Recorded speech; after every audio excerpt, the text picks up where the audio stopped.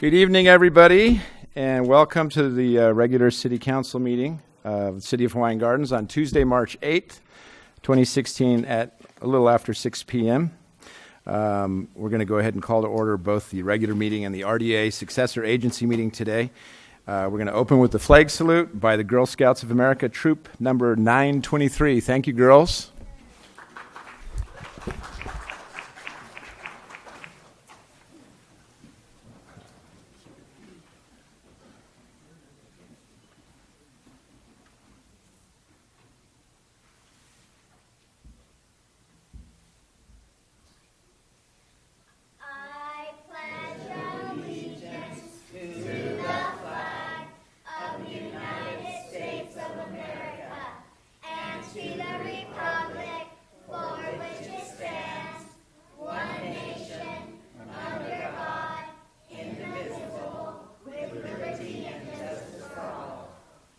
Thank you very much. Please remain standing for the invocation by our city clerk. And I do want to say this, Mary Lou Landes passed away. She was a person who really supported youth in this community, a person who gave a lot of generous funds for youth, especially for sports. She's passed away. And I would like this prayer to be a dedication to her as well as to the meeting tonight. Thank you, Sue. Father God, what a joy it is to come before your throne with prayer and asking thanksgiving in our hearts for you. Father, we thank you for the young ladies tonight, for the little Girl Scouts that gave the Pledge of Allegiance, and for all of them that are in our community, that are in sports and in all kinds of programs. We thank you for them. We praise you for them. We thank you for the leaders. We thank you for the parents that are willing to take their children to the sports and programs that we have. And Father, tonight we do know that Mary Lou Landes is singing with the angels tonight. We thank you for her. We thank you for what she did for our community for so many years, for her love, her dedication, her sweet spirit, that she loved the kids. She called them her boys. Her boys were the baseball teams and her girls. And she gave so much to this community, and now she's giving back to you because we know exactly where she went, because she loved you with all her heart and soul and mind and strength. So, Father, we do dedicate tonight to Mary Lou Landes, who was a pillar in our community, who moved here from Los Alamitos to spend her last days here with her family, which is us. And, Father, tonight we just ask a special blessing on this council. We ask your loving care about us on a daily basis and your loving arms around us. We thank you. We praise your holy name. Amen. Thank you very much, Sue. We have, to start us off this evening, we have a video presentation. So first we're going to go ahead and do the roll call, and then we'll go ahead with our video presentation by Bashir. And it is Bashir's birthday today. It is. And I won't tell you how old he is because he seemed real skittish when I asked him. So, but anyway, he's a great IT person here, or a great technical person here. Does our videos, does great photo work for us. All those pictures that you can see on the web page, they're from him. He's taken them all. Matter of fact, I encourage you to go to the web page. He's also put that together. He does all that for us. So. Let's just have a big hand for Bashir, who can hear us in the back. Happy birthday. And now for his handiwork on the screens there for you.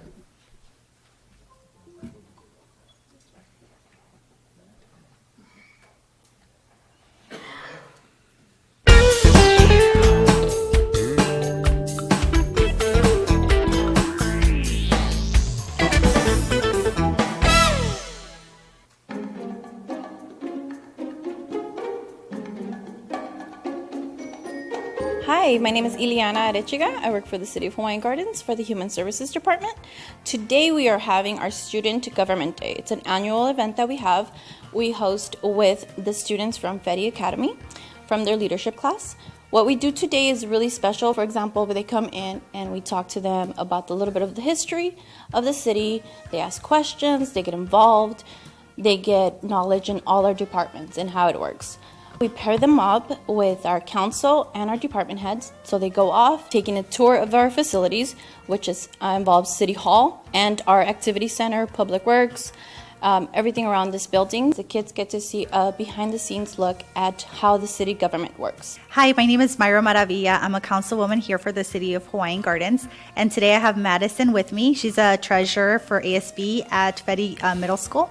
And then here we have Claudia, and she's part of the ASB cabinet also at Fetty Middle School. And today they're joining us for Student Government Day, which is a very important day in helping to get our students more involved with the government process so that they are more aware of how government works, city council. And I think this is an important step to take and an important program to help our students learn early on about the political process, to get them more involved with the democratic process of voting, and hopefully they can be future leaders of our communities as well.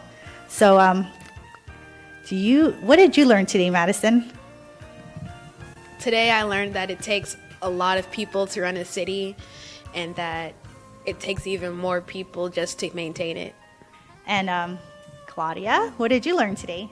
What I learned is it's hard to run a city. There's many different perspectives that you can see at the city that it's not easy to run a city. How people think that they can do whatever they want, it's hard. After the tour of the facilities, and the kids get to come back to do the highlight of the event, which is the city mock meeting, council meeting. They come, they do an interactive council meeting with different resolutions. They get to be the mayor for the day and pass all these resolutions.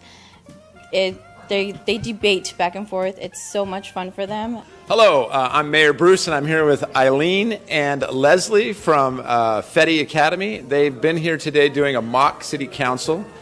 This is the mayor to my right over here and council member here. So girls, I just want to ask you, how did you feel about your experience sitting at the dais today? It was overwhelming. I felt like a lot of pressure, but once I was up there, I definitely felt pressure release and off my chest. All right, and how about you, Leslie? It was very exciting and overwhelming. And so the reason that we do this is so that we can show students what city government is like. How does it work? What is the procedure at a council meeting? How the public responds? And how, of course, most importantly, that you represent who? The residents of Hawaiian Gardens. We finished the day with a light lunch and a guest speaker, which is going to be our current Miss Hawaiian Gardens. And that's pretty much how we end the day for Student Government Day. I have learned that Hawaiian Gardens is the city of educational opportunities. Living in Hawaiian Gardens since birth has made me realize that there is no reason for any of us to not attend college. This city focuses on motivating, encouraging, and supporting us to get a college degree. After all the help and support that the city has given me, I feel like it is now my turn to give back to our community.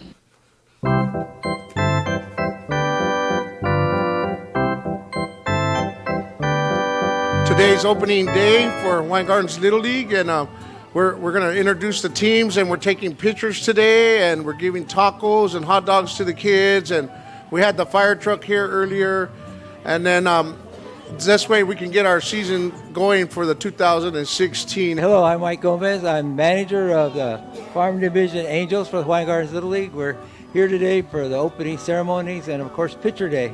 Kids are all looking in their nice, clean uniforms. Probably the last time they'll look like this without grass stains on them and their hats turned crooked. But they're having a good time out here and ready for another great season of baseball in Hawaiian Gardens. My name is Cash, and I'm having fun today. My name is Paulina.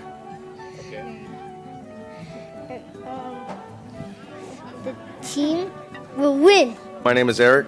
I'm coach of the Firecrackers, Hawaiian Gardens Firecrackers, and we're here for opening day today. We expect to have actually a pretty good season this year.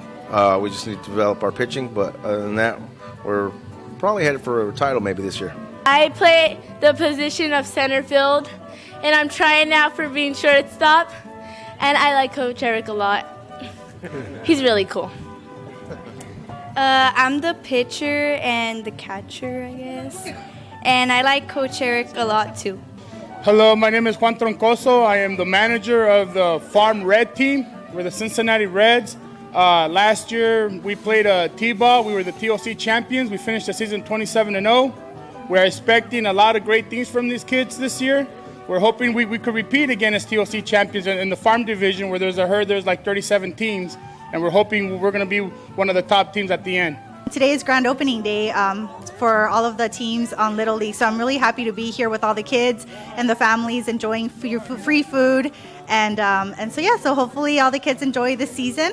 And I know the council is very much in support of Little League and all of their functions, so I'm very happy to be here and help in any way that I can. My name is PJ Vega, and what's your name? Angel Garcia. I'm Jacob Amaro. Angel Hernandez. And our team is called the Yankees. Please stand for the national anthem. Oh, say, can you see by the dawn's early light what so proudly we hailed at the twilight's last gleaming? Repeat after me. I trust in God. I love my country and will respect its laws. I will play fair and strive to win. But win or lose, I will always do my best. Hello, everybody. Welcome, players, and welcome, parents and fans, and thank you, coaches and volunteers. You guys are awesome. Can you bow your heads in a word of prayer with me this morning on this beautiful overcast day? Perfect day, right, that God has made for this? Let's pray. Lord, we thank you for your presence with us today. We thank you for your presence in our community and our city. We ask, Lord, that you guide our families and that you direct the affairs of this place, and that, Lord, that your name would be lifted up. And everybody said, amen. Amen. I want to just open this game today in memory of Mary Lou Landais, whose funeral services were last night. As you know, Mary Lou loved baseball. She loved kids. She loved all sports, and she was like a grandma to everybody. And so let's just have a moment of silence. If we can just bow our heads in memory of Mary Lou. Well, kids, it's all about having a good time. So, luck to you all, and I hope you all will be winners. So thank you. Okay, we're going to announce the teams.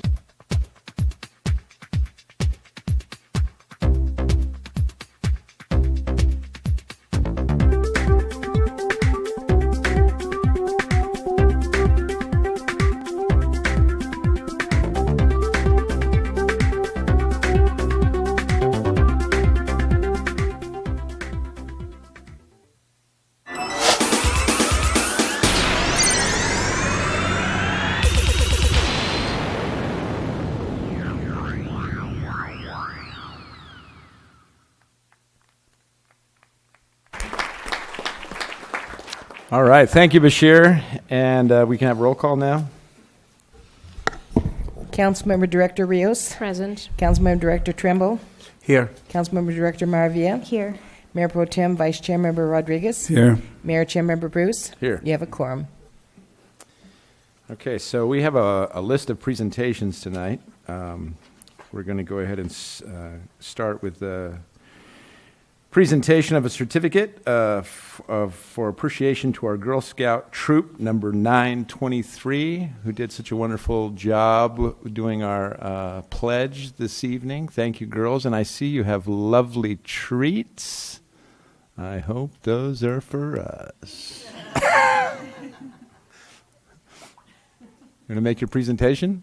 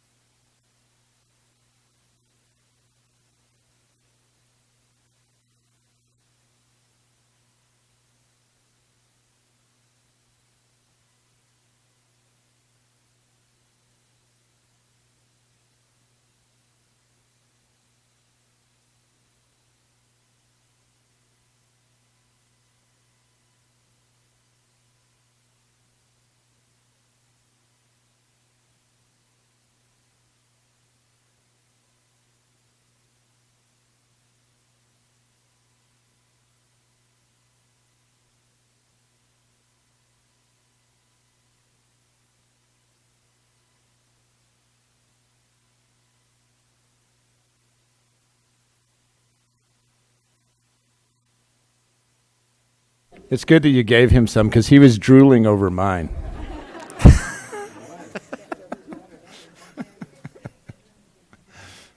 Oh, there you go. They didn't miss anybody. Okay, where are they at? All right.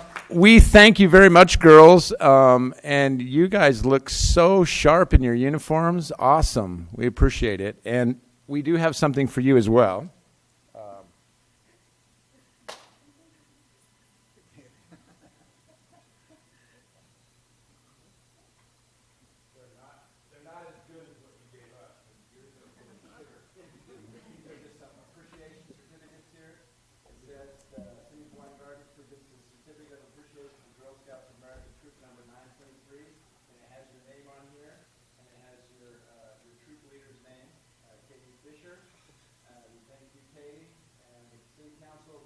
Gardens appreciates you leading the City Council in their Pledge of Allegiance and for sharing delicious Girl Scout cookies at our regular meeting on the 8th day of March 2016. Thank you very much. Will you come up and get a picture with us? And your troop leader as well. You need to drag your troop leader up here. All right. I'm going to give this to you. You can give them to the girls. There's a lot more certificates in the girls here. Well, you guys are here. That's the most important thing. So let's get a picture with these fine ladies.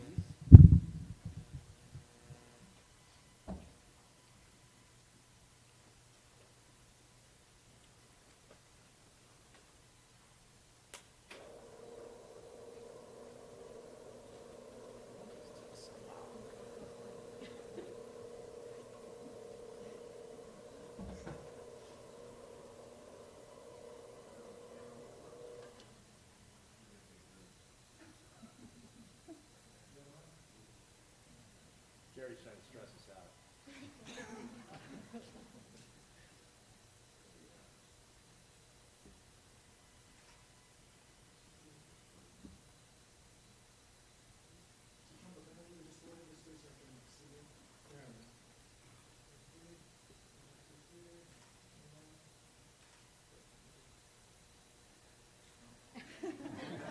He's good. You can get pictures from him anytime. Thank you very much, ladies. Take care. Thank you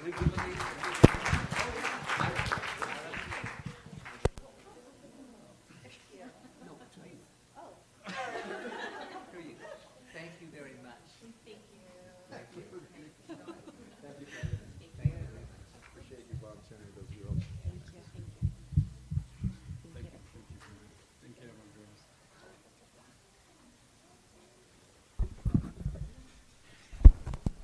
I know you're all jealous of us with our cookies. We'll try not to eat them in front of you.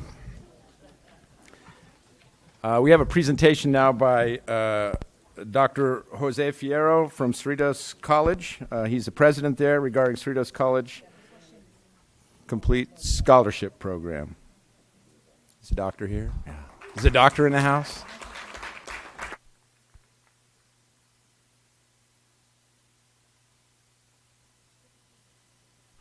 Good evening.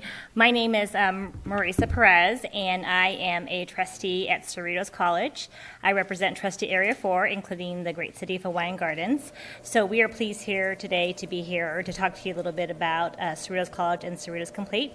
So I wanted to thank the mayor and the mayor pro tem and all the council members for giving us this opportunity to be here today to talk to you a little bit about what we're doing here at Cerritos College and how we can get the city of Hawaiian Gardens more involved. I also wanted to acknowledge my colleague, ABC Unified School Board Trustee Chris Apodaca, who is here in our audience.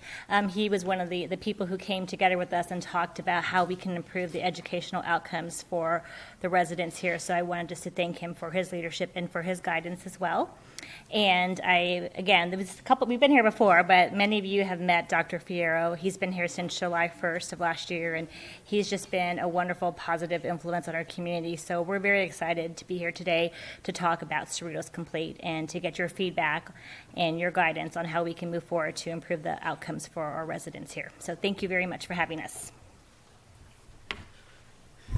Thank you, Trustee Perez. Good evening, Mr. Mayor, council members. I'd like to also thank Trustee Apodaca and Trustee Perez for connecting me to Councilmember Trimble, Councilmember Rodriguez, and Mr. Marquez to have our first meeting. So thank you. And I want to start by echoing the words from Miss Hawaiian Gardens. If you live in Hawaiian Gardens, there should be no excuse for you not to go to college.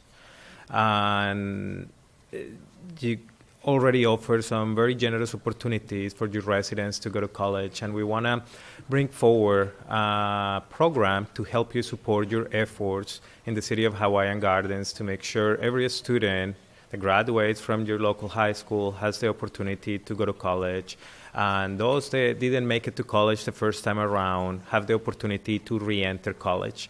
So we want to make that possible and easier at Cerritos College through a program, an initiative that internally we call Cerritos Complete. But before we go to the initiative, I want to give you a quick overview of the college. Well, Cerritos College has 24,000 students. Thank you. 24,000 students, and about 70% of our students, 75% of our students are first-generation students, low-income students. Therefore, they classify for financial aid or the BOG waiver. Many of our students access EOPS services. As you see there, about 500 of them are veterans. And about 60 to 80% of them, when they come to college, they state their goal as to wanting to graduate from a 4-year program. The bad part of that is that nationally, not only at Cerritos College, out of the 80% of the students that declare that they want to graduate from a 4-year program after they enter Cerritos College, about 20-some% actually make it to a 4-year program and graduate.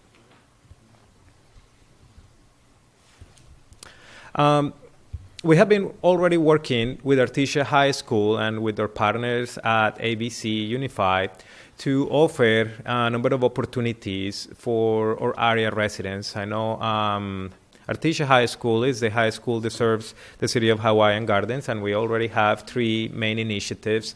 A really big initiative that I think is going to pay big dividends in the future is the dual enrollment programs. Right now we are piloting English as a dual enrollment course in Artesia High, and our hope is to be able to also pilot mathematics in the near future. Why I think that is a big deal? Because the students that do not take English or mathematics during the first year of college are less likely to graduate. And unfortunately, that is the majority of our students. They put mathematics especially towards the end. They said, okay, let me take all my classes, I'll take math at the end, it should be no problem. In fact, it's the opposite. It becomes a bigger and a bigger problem the farther they go into their education. And then we have the Middle Scholars Program, which I think is the way into the future. We try to plant the seed of college into our middle school students in order to make sure that when they get to become seniors in high school, it should be no question of whether or not they want to go to college. It should be an automatic response. Yes, I want to go to college. Yes, we can make that happen. Our newest initiative that is called the K-16 Bridge, which is folded under the Cerritos College Complete, which essentially allows local students to transfer into Cerritos College under a program that highlights the needs of our students. So there is something that is called high impact practices, essentially counseling, tutoring, high touch services that are documented to increase graduation rates. So what is Cerritos Complete? Cerritos Complete is an initiative that is based on a similar model as the Long Beach Promise. Many of you are familiar with the Long Beach Promise. Essentially, students that graduate from Long Beach Unified have the opportunity to enter Long Beach City College and have their tuition waived. I will say Cerritos Complete is a much better initiative, even though President Oakley may disagree, because we want to focus on completion. We want to welcome our students into campus. We want to cover their costs of attendance, but not for free. They have to work hard to earn it. So they have to stay in college. They have to do well in their classes, and they have to show progress to degree completion. If they do not do that, we will no longer cover their costs. We will continue to support them with the different programs that we have at the institution, but they do not earn the right to have their tuition covered. So we want to make sure that people complete. We don't do this because we don't appreciate their coming to the college. We do this because we want them to complete. We want them to graduate and transfer to a 4-year program or enter the workforce and have the benefits of having a high-paying job with a degree. There is nothing worse than have a community college student drop out because they are less likely than 4-year college students to come back to college. For many, this is the second opportunity, third opportunity. If we don't help them graduate, they are unlikely to come back. So what do? We facilitate early college preparation through Cerritos Complete. So we start preparing the students to come into college when they are seniors in high school. So we are working very close with our local high schools to prepare those students to come to college. What do I mean by prepare the students to come to college? I mean that I don't want to see them the first day of class in line outside of the financial aid office, in line outside of the counseling office. Sometimes people get very excited to see many students the first day of class in line in the financial aid office or trying to get on a schedule. They say, well, we got a lot of students. And I said, yes, but they should be in the classroom. The first day of class is a very important day. That is when you set your expectations for the rest of the semester. And if they are spending the first 2, 3, 4, 5 days waiting in line, they are not learning, and their chances of graduating decrease. What do we want to accomplish with Cerritos Complete? We want to decrease the number of units taken to graduation. Associate degrees are somewhere between 60 to 65 credit hours. The average community college graduate finished with 80 to 85 credit hours, essentially an extra year of classes that they didn't need, an extra year of classes that they have to pay for, and an extra year of college attendance that they have to find childcare, gas costs, and lost income because they don't have that degree that would allow them to access a higher paying job. We want to increase the completion rates. So we want more of our students to graduate and have that associate degree before they leave us.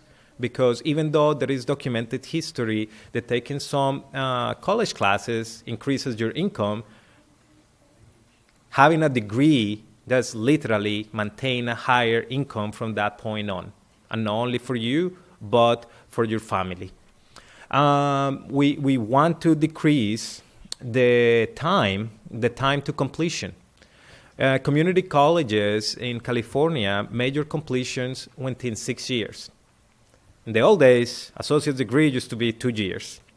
So we want to bring it back to the 2 to 4 year for part-time students. So we want to make sure that through this program we offer enough classes and classes that are needed for completion to make sure our students graduate on time. The longer they stay at the college, the lower the chances for completion. What do the students need to do? For instance, Artesia High School students are already submitting applications. We have a number of students that are residents of Hawaiian Gardens. They're going to Artesia High School, and they are already submitting applications to be part of this program. So one of the bigger things that they have to do is a commitment form, essentially saying, yes, I am going to go through this program. I am going to meet all the prerequisites, and they have to have that form signed by their parents or their guardian, because we want the commitment of the family that they are going to help the student do well in college. We also ask them to come through a course that is called Summer Connections. It's a class that we will offer and waive the tuition during the summer that will allow them to be ready for that first day of class. They are going to have the first schedule for the year, 30 units that are general education units. Out of those units, you're going to find English and mathematics during that first year. They're going to get career exploration seminars, and they are going to start exploring the different majors. So with the gen ed courses during the first year, we minimize the excess of credits because we make sure that the students have classes that are transferable within the different majors. So we don't want to allow them at that point to take classes that are not going to be a fit if they change their mind to a different major by the end of the first year. Obviously, we will run into some of those, but we want to prevent that as much as possible. So once they get to the college, they will receive a step-by-step assistance as to how to complete their financial aid paperwork, how to complete an academic plan, what is a major, what type of transferable degrees we have, what is a CTE program, so essentially what is a technical program, incomes associated with each one of those programs, so they make an informed decision. As I said before, we're going to waive the fee for the Summer Connections program. They are going to have high contact with counselors. We have counselors already assigned for the Cerritos Complete program, so they're going to have easy access to that. And they're going to have second-tier registration. In other words, accessing our classes, the classes they need to continue to be part of the program, is going to be easier. If they do all these, what do the students get? The first year, we will cover the cost of tuition. And for those students that do not need tuition covered, we will cover textbooks up to $200 per term. Why are we doing this? We want to remove all barriers for the students to attend college. And when I said we cover the cost of tuition, we are not giving them a check. We are essentially paying the tuition for them. They do not get the money back. When I'm saying we cover the cost of the textbook, we will buy the textbook for them at the bookstore, and if they decide to return it, the bookstore will reimburse the college again. So what we want to do is make sure that they have the materials that they need to be ready the first day of class. The Board of Trustees has graciously allocated about $240,000 a year for the first 2 years to help me kickstart this initiative. This is going to essentially cover the cost of bringing about 800 students under this particular program. As we go forward, I'm trying to build partnerships with different organizations, including the cities that we serve, to explore ways in which we can find a long-term sustainability for this program. And in addition to that, I'm engaging in a capital campaign with the Cerritos College Foundation to create an endowment so we can maintain this program as we move into the future. This is just a picture of what is happening to students when they go to Cerritos College, and essentially these numbers are true to many of our community colleges in the LA area. Many of our students, as I said, about 80 to 85 credit hours. And the completion times only get relatively good when you get to the 6th year. What that basically means is that the students are sticking around. They want to graduate. So what we need to do is remove those barriers to increase the rates on the numbers 2 to 4.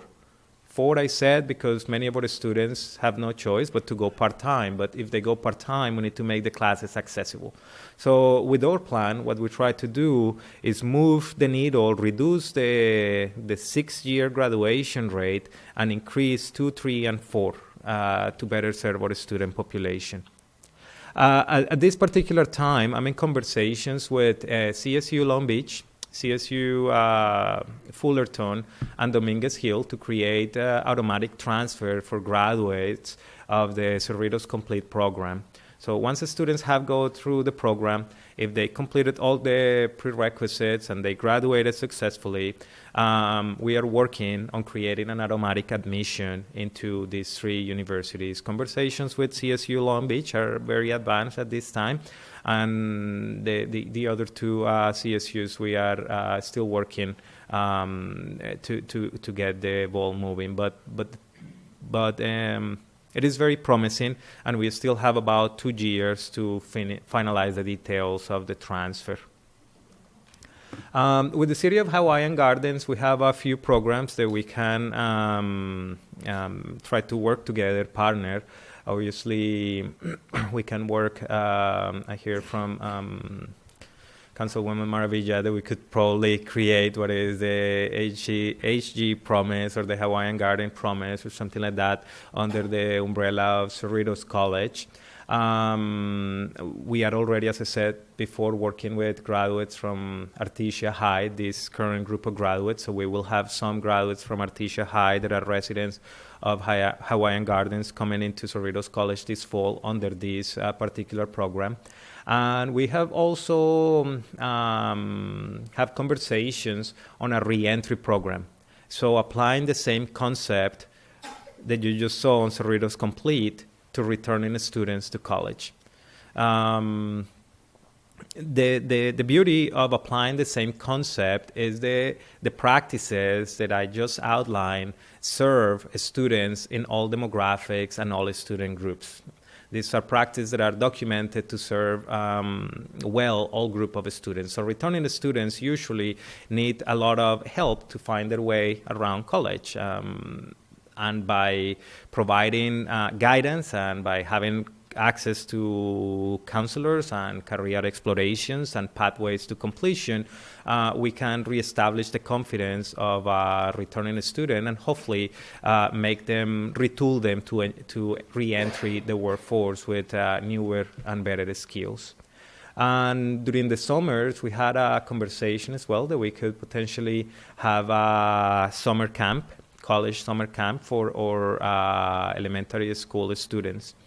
Cerritos Complete is an initiative that in the future should expand all the way to elementary or middle school. The time to speak with the students about college is not 11th grade or 12th grade, it's actually 8th or 9th grade. So we are already starting conversations and working with other elementary schools. We have another program that is called Falcon Kids that we just started in the city of Norwalk last week, in which we have our own student government students go and tutor and read to students in an elementary school with the sole purpose of planting the seed of college. Because when we start working with high school graduates, we're a little too late. It takes a lot of work to bring them back into an academic track. It's not impossible, but it takes a lot of work. If we can go back to the elementary and middle school and plant the seed of college, it will make it a lot easier. So we are here to help and partner with you. Cerritos College is your community college, and we will like to partner as we move into the future with the City of Hawaiian Garden and identify ways that we can better serve our population. So I can answer any questions you may have.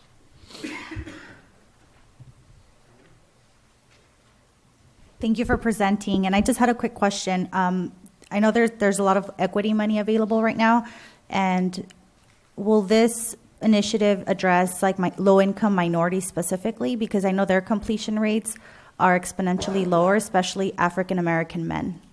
Yes. So part of our strategic plan actually has been aligned everything to be equity related. So one of the things that we're doing specifically for African American males is the M2C3 with the San Diego State, which is a program essentially designed to increase completion rates on African American males. We have also created the Umoja Club, which is it's an organization essentially targeting African American students in order to make them proud of their culture, heritage, and educate others in their background and needs. Well, Dr. Fierro, it's so nice to welcome you back to our city now that you've gotten your feet wet at Cerritos College. I hope they're treating you very well. They are. It's certainly a pleasure to be here with you or have you be here again with us. Your program sounds extremely exciting. So it's going to start this year is what I'm understanding from you with the 800 students? Yes, fall 2016, yes. At least personally, I would love to partner with you. It looks like it's still open to possibilities. I know Yes. you've been talking to our colleagues, but the Falcon Kids, and I know our school board members here, sounds like an ideal program for elementary school children.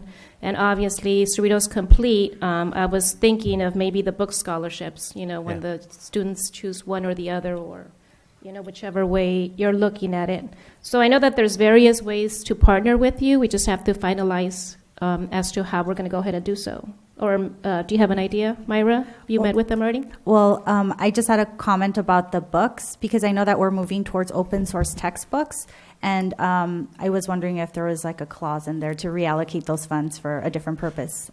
Yes, we are trying to leave the resources open to meet the student needs, so we don't want to earmark them. These are specifically for books, this is specifically for tuition. The only resources that we are earmarking for textbooks are equity dollars. Actually, we can buy textbooks out of those dollars, but other than that, we are flexible as to how we can better serve the student needs.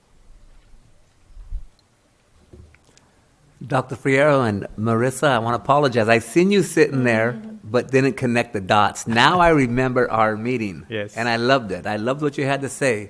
And I had a question, but you answered it because you're reaching kids in the 8th grade. And believe me, when the 8th grade, I had a dream, but no plan to accomplish that dream. So what you're going to do is give them the strength to get out of bed on a rainy day, because they know it's possible to accomplish that. So I really enjoy this program, or love what you're saying, and Hawaiian Gardens will be a great partner, and we have a lot of kids with great goals, so thank you very much. Marissa, thank you also. Oh, we met before Yes. with board member Chris, and we went through some of these situations. And yes, it's very encouraging for our kids here in Hawaiian Gardens. We do have a lot of kids who are very smart, but they can't get the chance to keep going to higher education. So this is going to help us a lot. Thank you. Pleasure. Yeah, it sounds like a great program. What was the GPA that a student needs to keep in order to stay in the program? Because I noticed that you said that they're going to lose their funding if they drop in their grades. They need to essentially pass with a C or better in their classes, but it have to be the classes that lead to graduation and classes that are in their academic program. So once they meet with a counselor and they get their schedule, those are the classes that we pay for. Those are the classes we expect to keep, and those are the classes they need to pass. If they deviate out of that, we continue to help them to go through, but we will not support them financially, because our idea is not necessarily to bring them to college, but to bring them to college and help them With a really goal. complete. Yeah. Correct.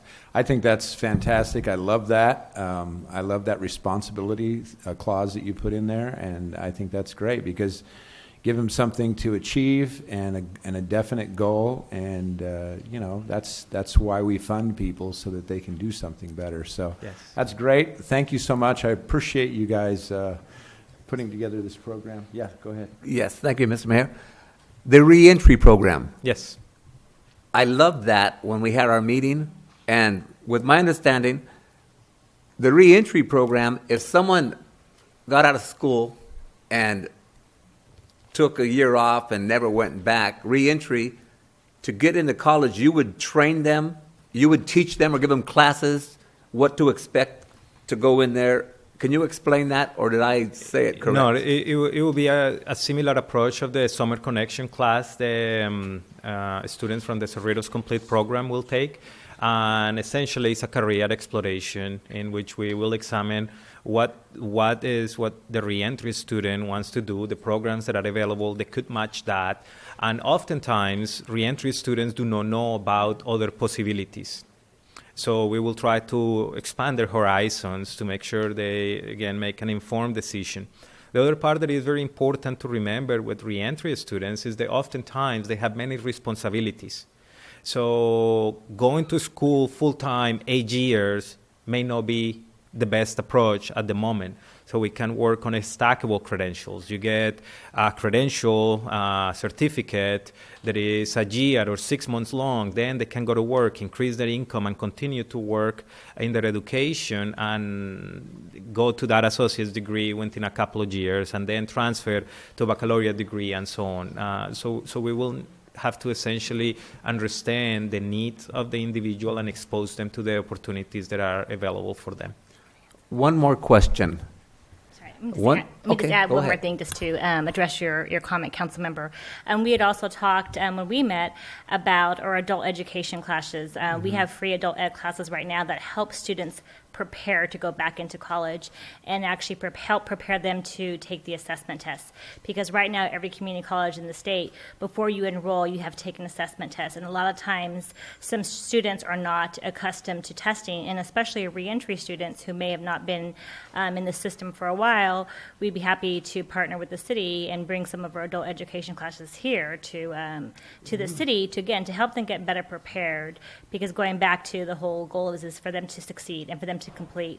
So we had talked a little bit about that. We had also talked a little bit about our math boot camp too. We are piloting that right now at the college. It's a very targeted group that again, we're trying to get their skills increase as they prepare to take the assessment test, because sometimes they can jump 2 levels of math if they just go through this class and get better prepared on how to address math. That's a skill that if you don't use it daily, it's very challenging for many of our students. I think the only other thing I wanted to add was just going back to the middle school component. And we had also talked about partnering with Fetty Middle School, because as Dr. Fierro mentioned, really going to college is something that we need to focus on much, much earlier than 10th and 11th and 12th grade.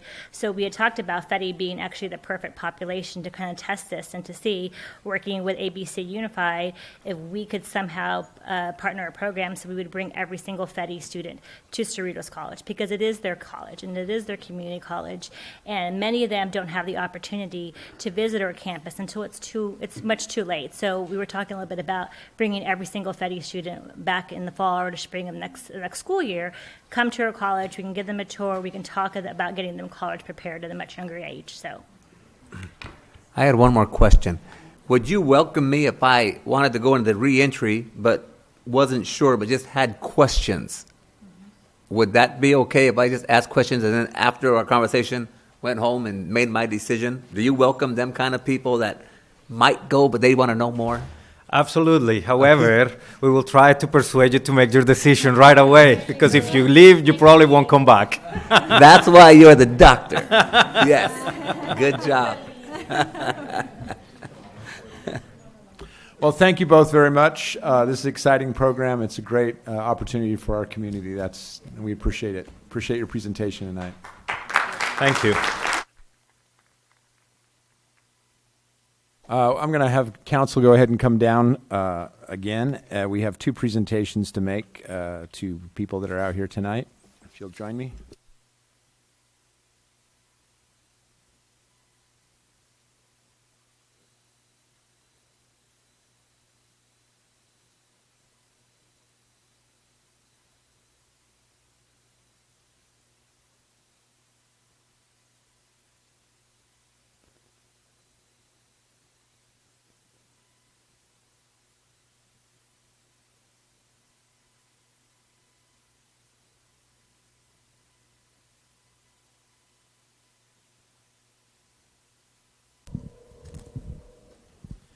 So tonight we have 2 presentations that we wanted to make. The first presentation is going to be made by Councilwoman Maravilla to the Shin Young organization, Dr. Michael Yee.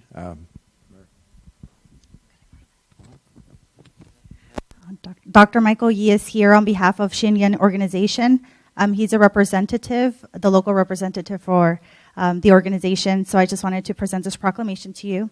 And Michael was so gracious as to donate 2 tickets to this organization. So for March 30th, I believe. So I'll be donating those tickets over to some of our residents. And so, Michael, hopefully you can say a couple of words. Sure. So, Honorable Mayor, Mayor Poten, and all the City Council members, I really appreciated this recognition. On behalf of the local presenter for Shenyun, I really, really want to thank you so much. And as you know, Shenyun is the world's premier dance and music company, and is a non-profit organization and established in 2006. And so basically it's with a mission to revive 5,000 years of Chinese civilization using the universal language of performing arts. Since then, each year it put on about 500 shows in more than 100 cities on 5 continents. And from March 19 to April 30th, we will have more than 30 shows in Southern California. The 2-hour Shenyun show will transport audience from today to ancient China, from the earth to fairylands. As one major film producer once said, if heaven is the way I saw tonight, count me in. So it's really, really spectacular, uplifting, educational, and good for all ages. I sincerely invite the City Council, entire City Council, and all residents of Hawaii Gardens to join this show. Come and enjoy. And I want to thank you again for the recognition. And if you need more information, you can visit Shenyun website, shenyun.com/LA, or just let me know. And thank you so much.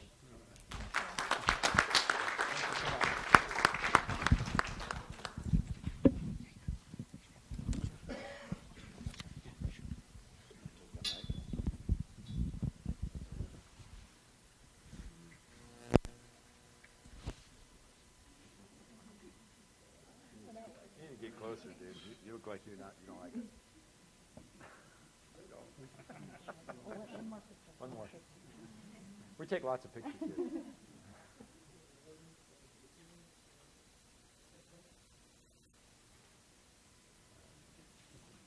Thanks again. All right, and the other presentation that we have to make tonight is going to be made by Ray Rodriguez. Councilmember Rodriguez called our attention to the fact that we have an outstanding employee. We already knew we had an outstanding food service employee here in Hawaiian Gardens, but she's been especially recognized, and so Ray's going to go ahead and have her come up and brag on her a little bit. All right, how about that, Ray?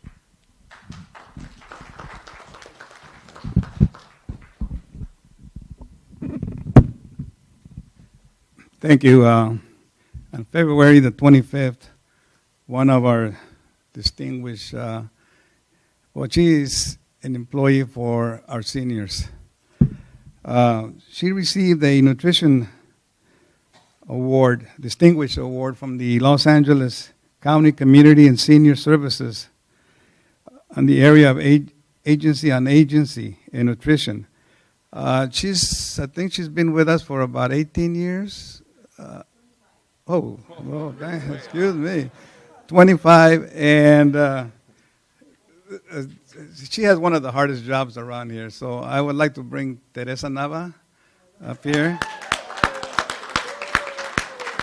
Read what her plaque says. And so the plaque was presented by the LA County Community Senior Services. And it says it was for the Distinguished Site Award in City of Hawaiian Gardens. And I don't know how many they gave out, but I don't think they gave out too many of these. And I have known Teresa for many, many years. In fact, I always call her Teresita. And I had visited her the place of employment, which is our senior center nutrition. And it is very difficult to work there, but she makes it so easy because we have seniors there who sometimes they don't want to get along. You know, it's just, I think as we get old, we go back to our childhoods, and so we end up fighting against each other. But she just goes in there and she smooths everything out, and it's run perfectly. So we would like to recognize her for the great job that she has done, 25 years, and she's doing. So this plaque was, like I said, it was given to her by the LA County Community and Senior Services Area Agency on Aging and Elderly Nutrition Program.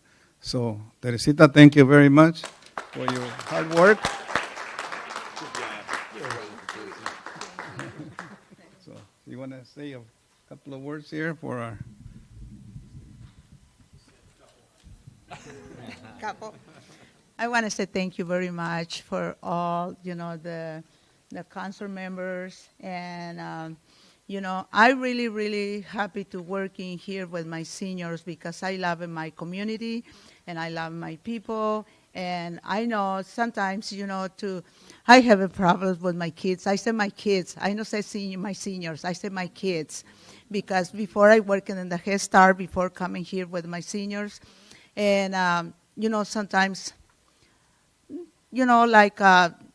like my Head Start kids, when I work in the Head Start, if this kid sit in this chair today, the next day want to sit in the same chair, and the seniors the same thing, the same thing, and sometimes call me, Teresa, I have a problem here. So then I go and I say, excuse me, what happened?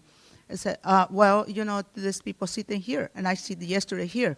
I said, honey, it's okay. I take you to somewhere else. No, but I sit here. I told you, I sit here. I said, okay, sweetie, no problem. But you know what? Really, I enjoy my job, and I love my people. When me and Michael, my man here, go on vacation, every day I see my watch. I say, honey, right now my senior sitting. Honey, you on vacation, you don't need thinking about your seniors. But I'm like that, And I love my people, and I love my seniors. I don't care, if it's sometimes, to have a little problems, but I fix it. Like Reynaldo say, for me, that's easy to make it happen, my people here, my seniors.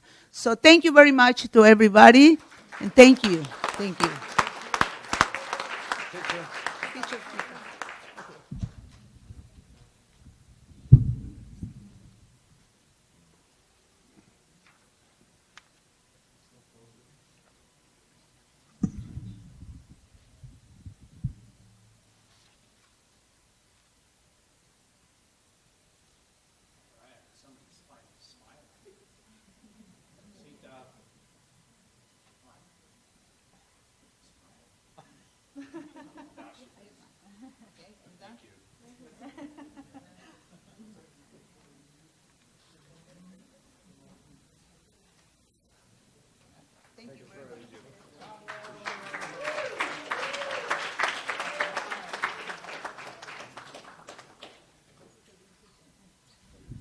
Well, God bless you, Michael. I got one of those too. The one that asks, like, what time is it? Oh, that's, yeah. Thanks, you guys.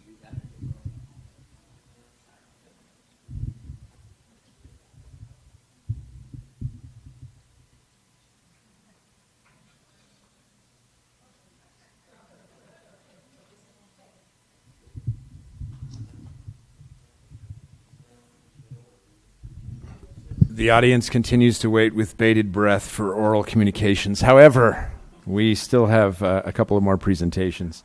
We now have a presentation by Nedden Orambo, Disaster Program Manager, Disaster Cycle Services regarding the free smoke alarms and free installation for city residents. That's exciting news. Free is always exciting.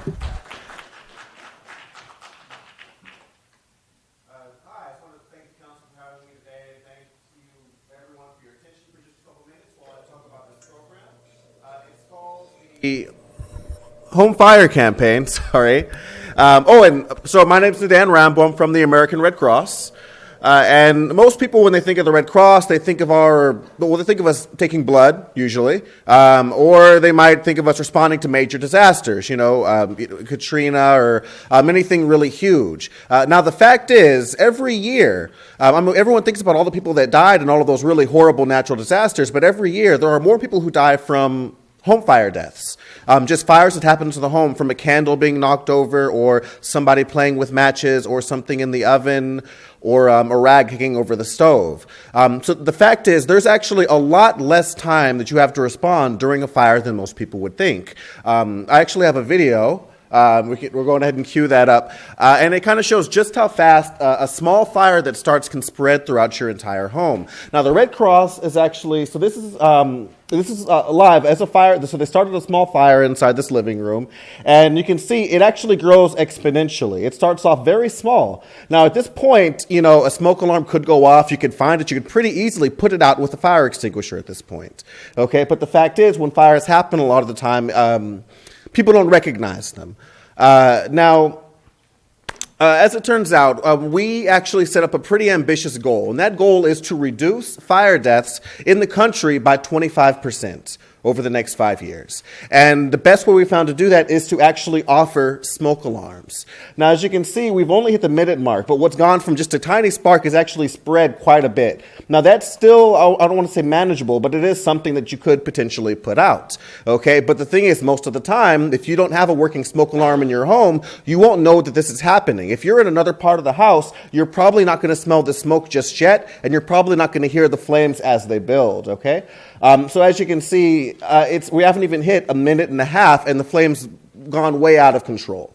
The fact is, it doesn't take a whole lot of time for a very tiny flame inside your home to pretty much engulf an entire room and engulf your entire home. The fact is, on average, you have about 2 minutes to get out of your house by the time you can smell the smoke if you want to get out of there. You don't have a whole lot of time. Okay, so what we figured is we want to actually provide people with smoke alarms. Now, we've done programs like this before, but essentially what tends to happen when we do this is people take the smoke alarms and they put them in a drawer. Or they put them on the counter. They never end up installing them. So with this new program, we want to install smoke alarms so people will come to your door. We bring the drill, we bring a step stool, and we will go on ahead and put up the smoke alarms. And we'll even upgrade your smoke alarms if you have ones existing. The ones we're providing are 10-year lithium battery smoke alarms, meaning when we put it up that day, it will work for a good 10 years after that. And you can see we're just over 2 minutes, and pretty much things are rapidly igniting around the house. It goes up really fast. So remember, a fire doesn't add up. It grows exponentially. Okay, it starts tiny and it grows and it grows and exponentially it grows. And so, I mean, something like this where there's, hopefully you have a second route out of the house. Okay, a fire like this is you're probably going to be losing your house after something like this. So as you can see, we're just over 2 minutes and the fire is way out of control. And that's why we think it's so important to provide people with smoke alarms. Now, we have the tools, we have the smoke alarms, thanks to a grant from a lot of our sponsors. And, we have the education, because we're not only just going to give the smoke alarms, we also want to educate the people when we go. We want to provide them with education on fire safety and also earthquake safety in a very simple format so that even the kids in the house can understand it. We also want to go over escape routes with them. So it's a fantastic program, but there are a couple things that we need. We want to do this for the city of Hawaiian Gardens, but we need volunteers, and we need to get into people's homes. So the thing is, even if you're offering something free, when you knock on somebody's door, they're a little bit apprehensive about, what is it that you want and what is it that you need. So what we really need is to get the word out about this program, and we're looking to have people reach out to us to let us know that they're interested. If we can get those names of people who are interested in participating, people who might need these smoke alarms, we're happy to go and install them. So I was passed around. There's actually a flyer. One of them has information. One looks like this. This is one. It's in English and Spanish. It is for volunteers. We're looking for people to help us do this. We'll bring the smoke alarms. We just need the people, the manpower to get these all installed. We provide the training. The lunch will be provided the day of. The day we're doing this is actually June 18th. Okay, it's going to be from 9 till 1 on June 18th. We're providing food. We just need the manpower and the people to get all of those smoke alarms installed. On top of that, we there's another flyer that kind of explains the program that I think has gone around. Or is going around, okay? And on there, actually, at the bottom of that page, there's a phone number. You can call that phone number to let us know that you want to volunteer, or you can call that phone number to let us know that you'd like us to install inside of your home. So if we can get the word out to the vulnerable communities or areas that we think could benefit the most, we really want to get those appointments ahead of time. And that way we know exactly where to go and who's interested, who would like some of the free smoke alarms, and we can go on ahead and install for them that day. So I'm passing this around to everybody. I'm really asking that everybody, if you know of an organization that's looking for some volunteer work, if you know of some youth, we usually have a lot of high schoolers who show up to support this program. Let them know about it. There's a link on the bottom of, again, that's this page. There's a link there that you can go to if you want to sign up to volunteer. If you're interested in receiving smoke alarms, or you know of a group of people who are, they can actually call that number, and we can sort of track those, and we can map them out so we can make sure we get out to you that day. Yes, and we will be at the carnival coming up as well. So we're planning to be there. Just to clarify, you're going to be here June 18th. Is there a location where you're going to be at?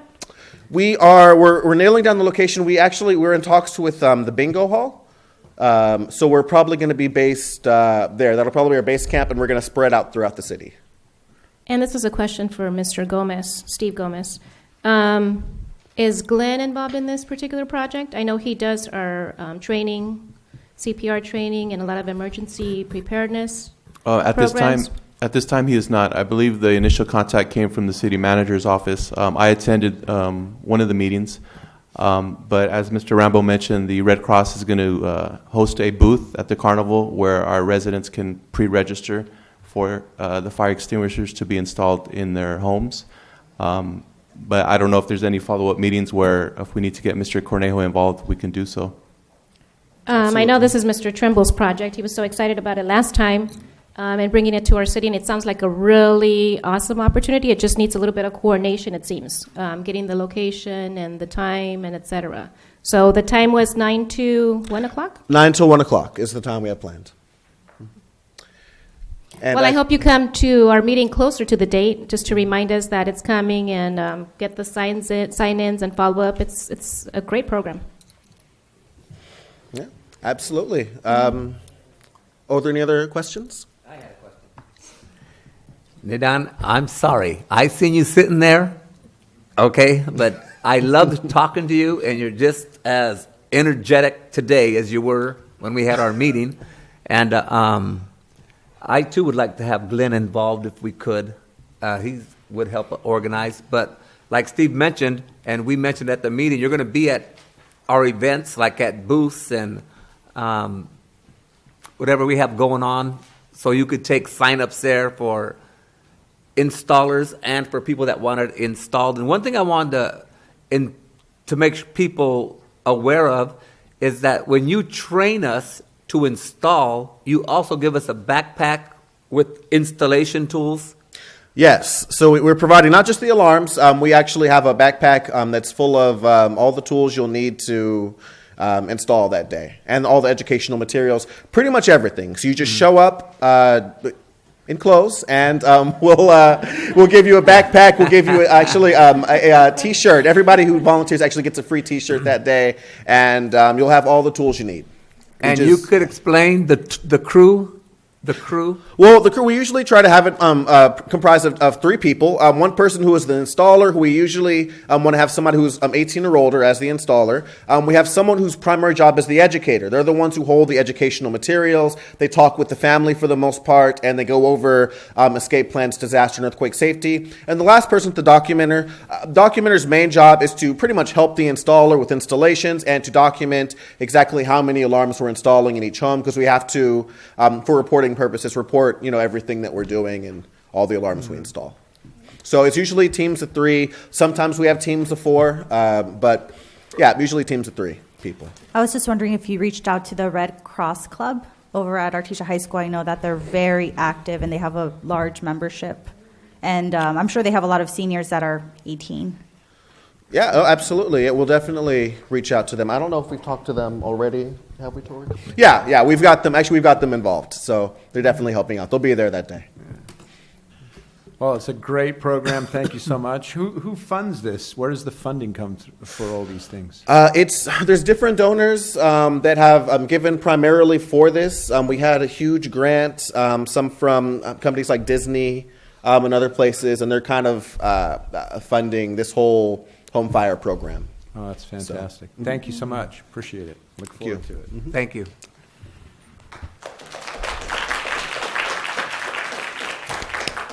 We now have a presentation from Dr. Alexander regarding the Activate Hawaiian Gardens program.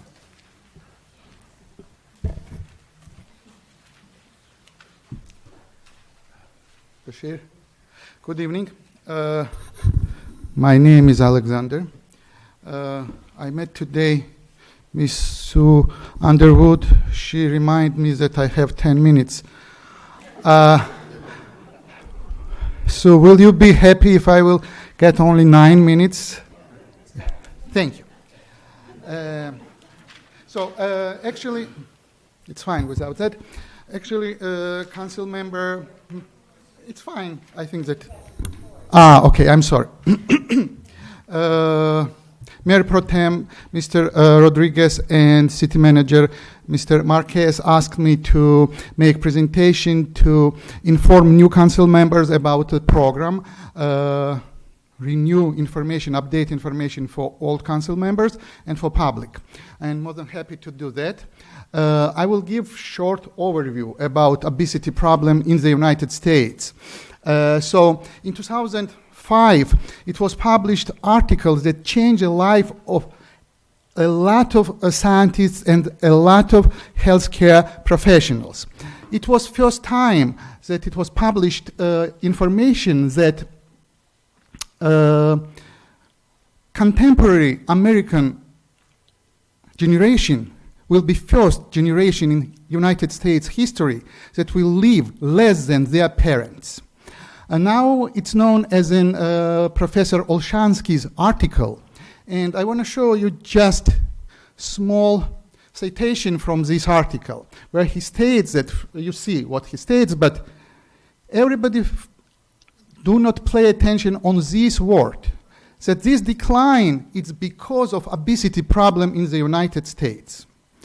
You know how much money, billions of dollars we are spending in each year in the United States. What's our result? This is last updated information from Center of Disease Control and Prevention. It was published on December 24th, 2015. And you see that we have obesity rate in the United States raised. And it's highest raised since they measure obesity in the United States. No matter that each year the total cost of obesity per year is $605 billion in dollars of 2014. What's the problem?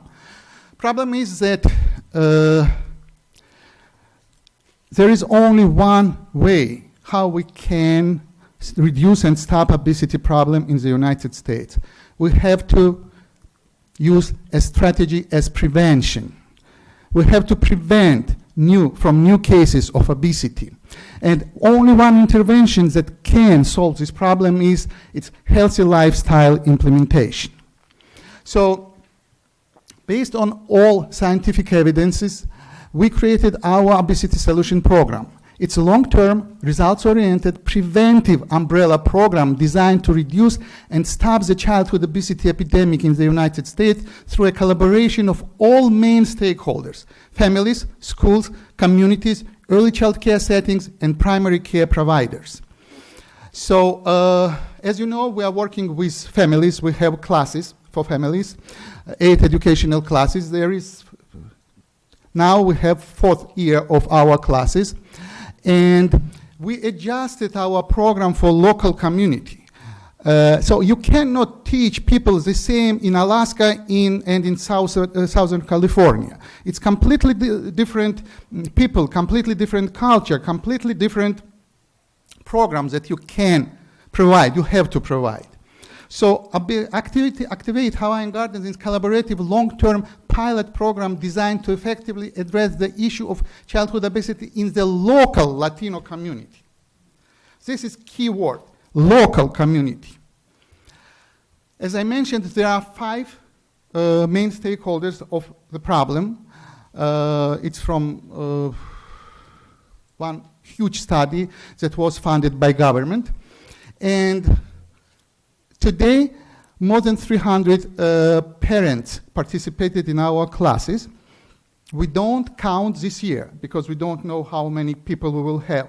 when we will finish this year. But so far, more than 100 people, parents, participated in our classes this year, in the best year since we start this program.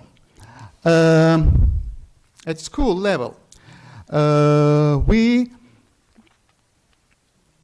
taught kindergarteners' parents.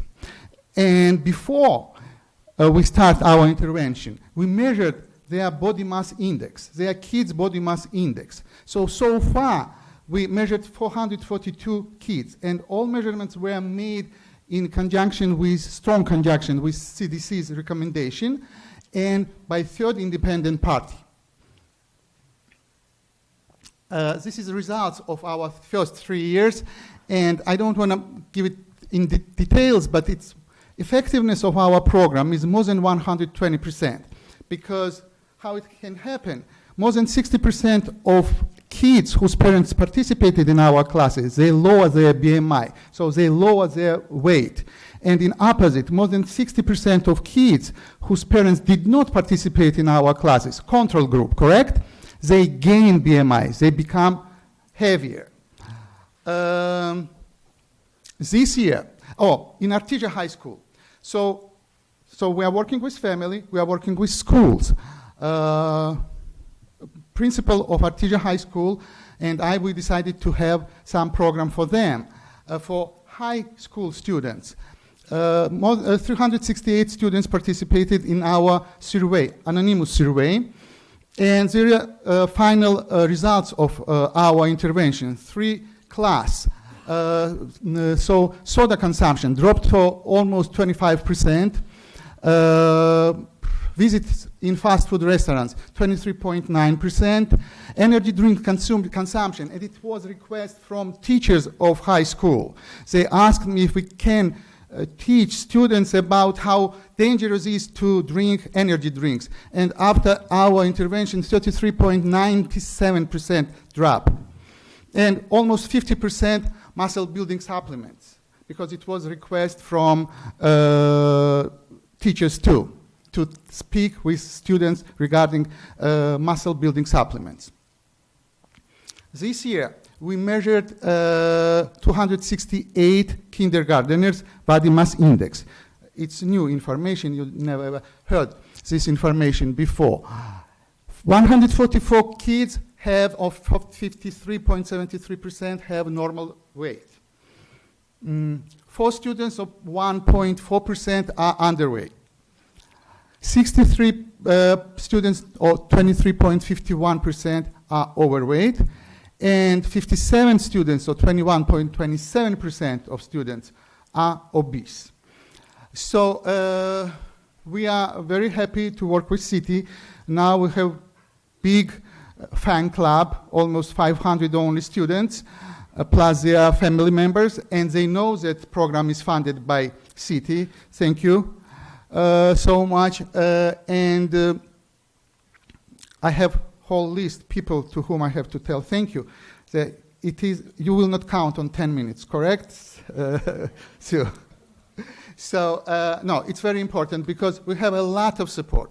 Unfortunately, Mr. Fierro left, but we have very good support from Cerritos College, because I have to mention Steve Richardson and Janet Malik. They helped us to draw, to find students that draw for us. Do you remember that sketch, terrible sketch with alien and all the stuff that I made, show you during previous presentation?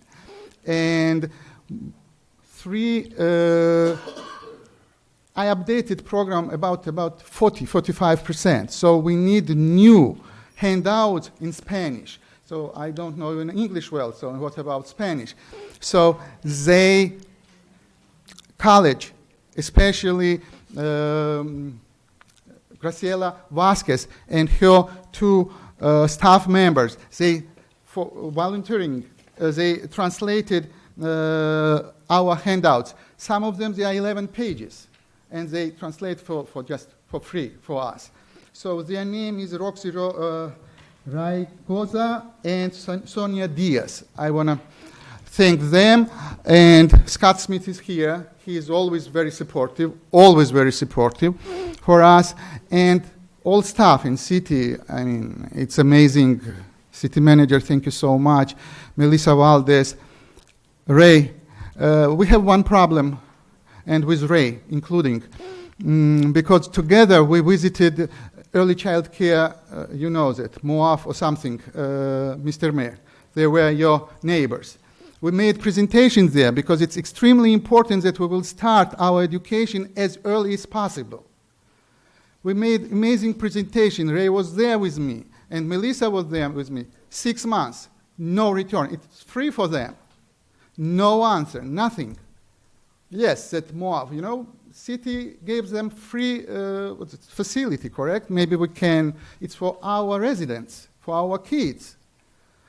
Thank you, Ray. Thank you, everybody. What else? I think that it's enough for today. If you have questions, I am more than happy to answer. I had a question. Sir? You're funded by the City of Hawaiian Gardens? Right now, yes. Yes, and you do a lot of schools, ABC School District? 5 schools. 5 schools. 4 elementary schools and 1 high school. Are you supported anyway by ABC School Board? Board? We made presentation 3 years ago, and then that time they supported that they were happy about our program. Yes, it was in 2013 or 2014. Oh, in 2014, I am sorry. Yeah, we had presentations there, and they supported our program. Actually, without Dr. Mary Sue and without board, it could not be possible to implement this program. So we have our classes on school premises, and it's because of Dr. Mary Sue's permission, of course. Yeah, but I meant, I know they're happy because Hawaiian Gardens is funding you to do their schools, but are they supporting you in financial matters in any way? No. But I mean, they support because we have classes on their premises. It's money. I mean, not direct money, but I think so. I have a question about your data. Where can I find your data? Is it published in any article or? It's a very good question. Thank you, Myra. From the beginning, we did not try to make scientific article. It was just for us because when I analyzed 10 years information from peer-reviewed articles regarding obesity problem in the United States. And one thing, believe or not, you will not find even one program, at least I could not, that it is results-oriented. They are telling that their program is the best, but when we are asking them, hey, show me numbers, only one program I found in UCLA. We invited them twice. They came here. We met Dr. Sue, Mayor, everybody. We met. They gave us budget. For 18 months, almost $500,000. And it was only for part of that 8 educational classes. But we have huge program. We work with local restaurants. I just don't have time to describe. So, unfortunately, there are I could not find.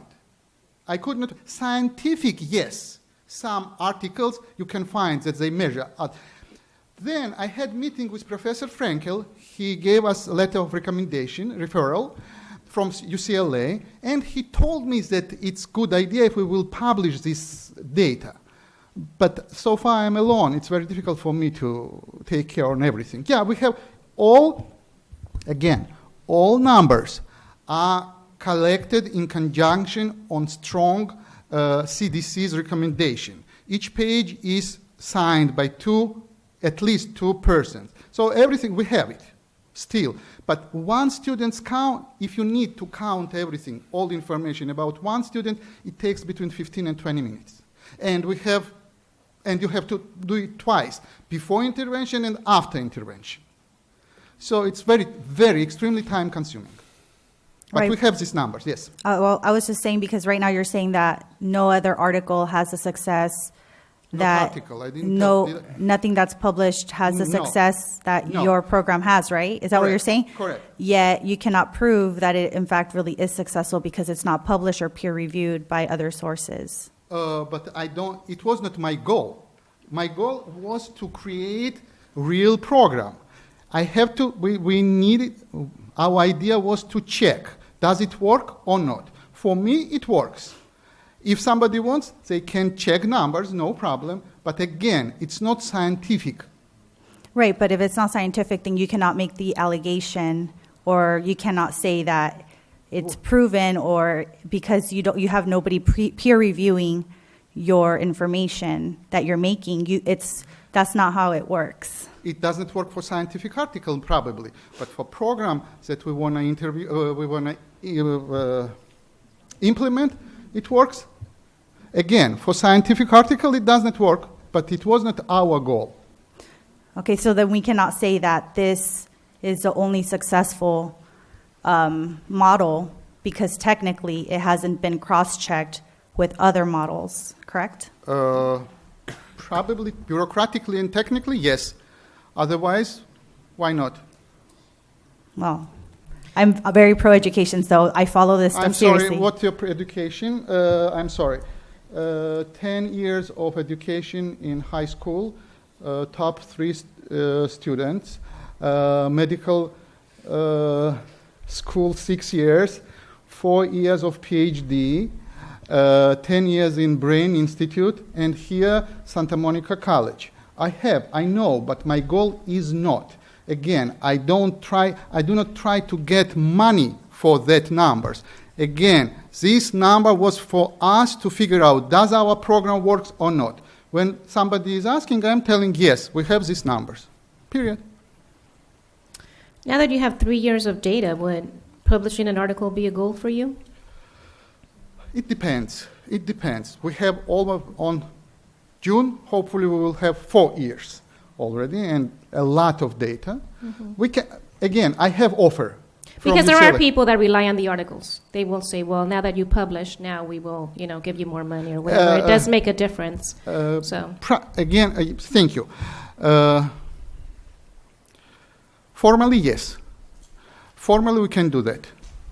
But I want to work with people. I mean, people need this program, and that's what I'm doing. I don't have a lot of time. His program also consists of teaching the parents what kind of foods to cook, what's healthy for their kids. And I have attended a few classes, and it's not just data here. He's teaching, for instance, how to read the labels when it says there's 530 or 230 calories on this package. But then if you count the servants, there might be about 5 or 6 servants on one little package. So whoever buys, for instance, those potato chips or anything like that, and a kid will eat the whole bag, right? So he's eating more than 250 calories out of that. Mm-hmm. It's a deception by the manufacturers to sell more food. So he teaches, for instance, what type of oils are the best for cooking, whether peanut oil or sesame, there's different. So his classes are not just all this data that you read.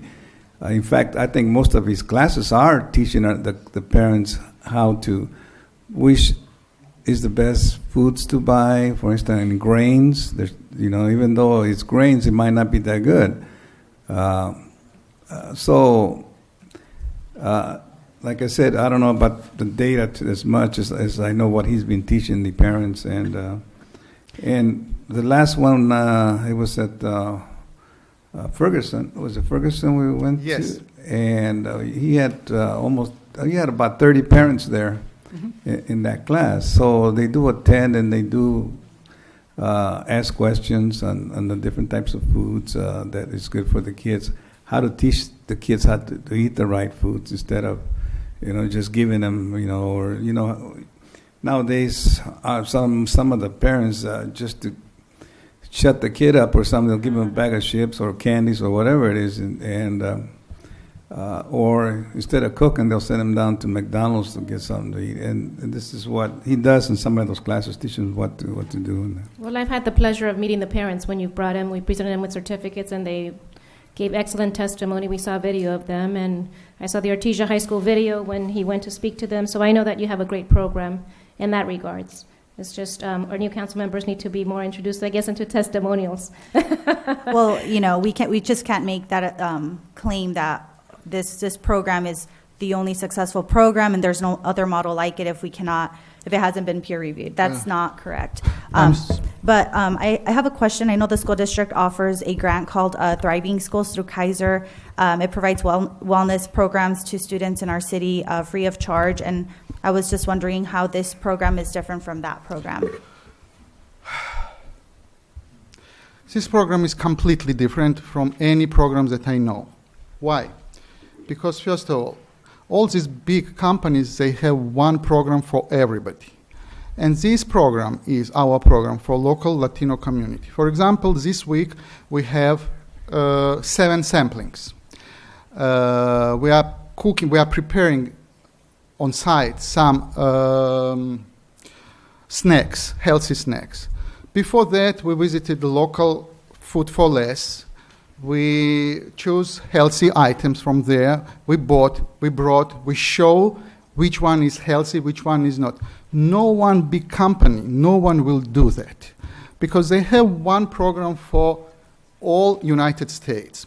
First of all. Second, we are working with all 5 stakeholders, families, communities, schools, early child care, except of early child care, unfortunately we failed, and with primary care providers. I have recommendation referral letter from UCLA where they are stating that unfortunately they have only family part and they don't have all other part. So program is created based on very strong scientific evidence and we work with all 5 main stakeholders. Unfortunately, I could not find any free or not free program in the United States that worked with all of that stakeholders. We can ask. We had very interesting meeting in one of cities, surrounding cities. They received from Kaiser Permanente more than $500,000. And we invited them on Southeast Collaborative. They came, made presentation, because again, it's not just shows that we are the best. We want to know what's better than we, who has better than, and they presented their program, and then Dr. Sue asked them, okay, so 500,000. So what's your numbers? We are not about numbers. This was an answer. So again, program is unique because we work with all main stakeholders and it's designed for local community. If you remember word umbrella, it means that this program can be adjusted for any community. But now, as an Activate Hawaiian Gardens, it's adjusted for local Latino community. Do you have a certified nutritionist that does the shopping with the residents at the stores and helps prepare the meals? No. We don't. We don't shop with our students. We are just telling them what's healthier, what's not healthier. We don't have anybody. I am alone in our program, but I am a medical doctor. We do have the testimonials on archives. Maybe we can bring them to the meeting so you can see them. But I know that what your work has done or what they've told us is life-altering. Students or kids are making clear choices of what is good for them and what is not. And that's what the information you're providing. So, well, thank you very much, Dr. Alexander, for your presentation tonight. And thank you. Thank you for the work that you're doing. Appreciate it. We do have an administrator for the oath of office to Pedro Amaro and Bertha Moraz for public safety and for planning commission. And our city clerk will administer the oaths.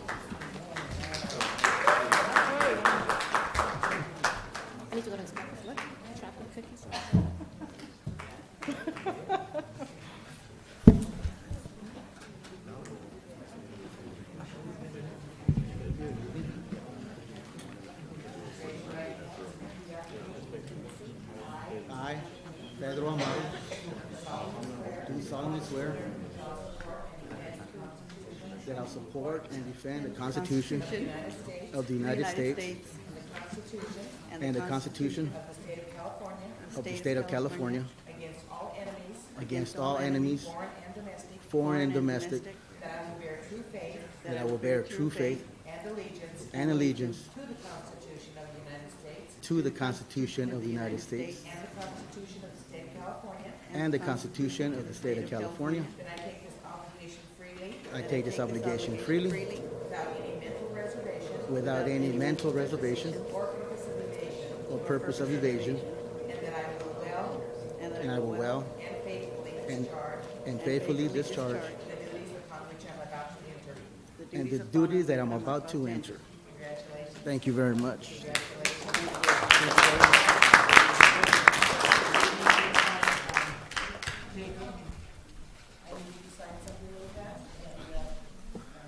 Yeah, I want to thank you both for your willingness to serve on our commissions. Pedro Amaro on Planning Commission and Bertha Moraz on Public Safety Commission. Appreciate your service to our community, to our city.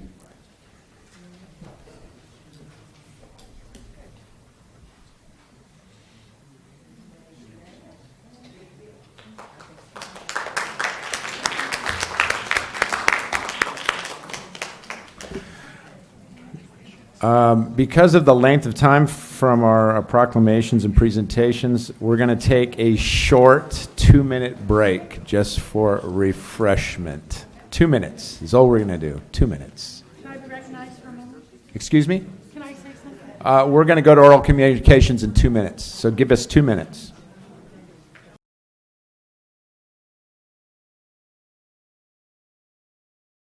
Thank you for your patience. I know that those of you waiting for oral communications waited a long time, but it's great for our presenters because all of our presenters got to actually present to the community, which is wonderful. So now we're at oral communications. That's items on and not on the agenda. This time is reserved for members of the public wishing to speak on items on or not on the agenda. The allocated time is 3 minutes per person, just for sake of saving time, so please try to be mindful of that. The clock's up there on the wall. Go ahead. You can speak now. Thank you for waiting.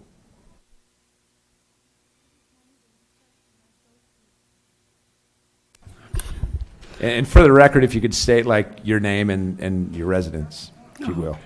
My name is Alicia, and I live here on Pioneer. My son goes to Aloha Elementary, and I go to Dr. Alex's classes, and I just wanted to say that my son struggles with obesity, and I've had doctors tell me, to take away the sugar and not let him eat so much and this and that. Well, I went to Dr. Alex's classes 3 times, and he's totally changed. He does go shopping with me. He's not really there, but everything that he's taught me, I shop differently, I cook differently. It's going to affect my children's children. You know what I mean? It's really I've never been to a meeting like this before, but I knew that I wanted to come and say something about Dr. Alex because he's really great. Thanks. That's all I got. Thank you so much. You did a very good job for your first time speaking.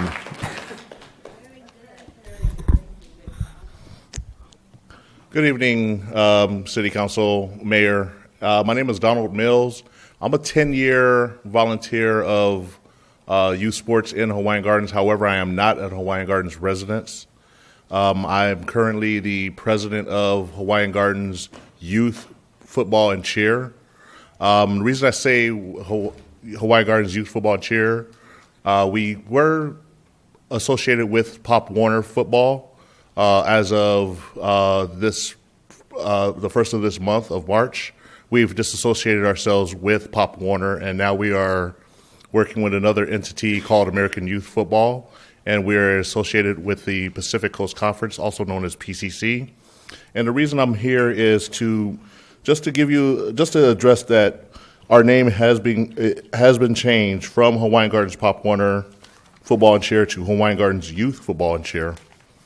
And as I mentioned, we disassociated with Pop Warner, and we're excited to be partnering with American Youth Football and looking forward to supporting the citizens and the children of Hawaiian Gardens for this new up and coming year. We're excited to be with another group.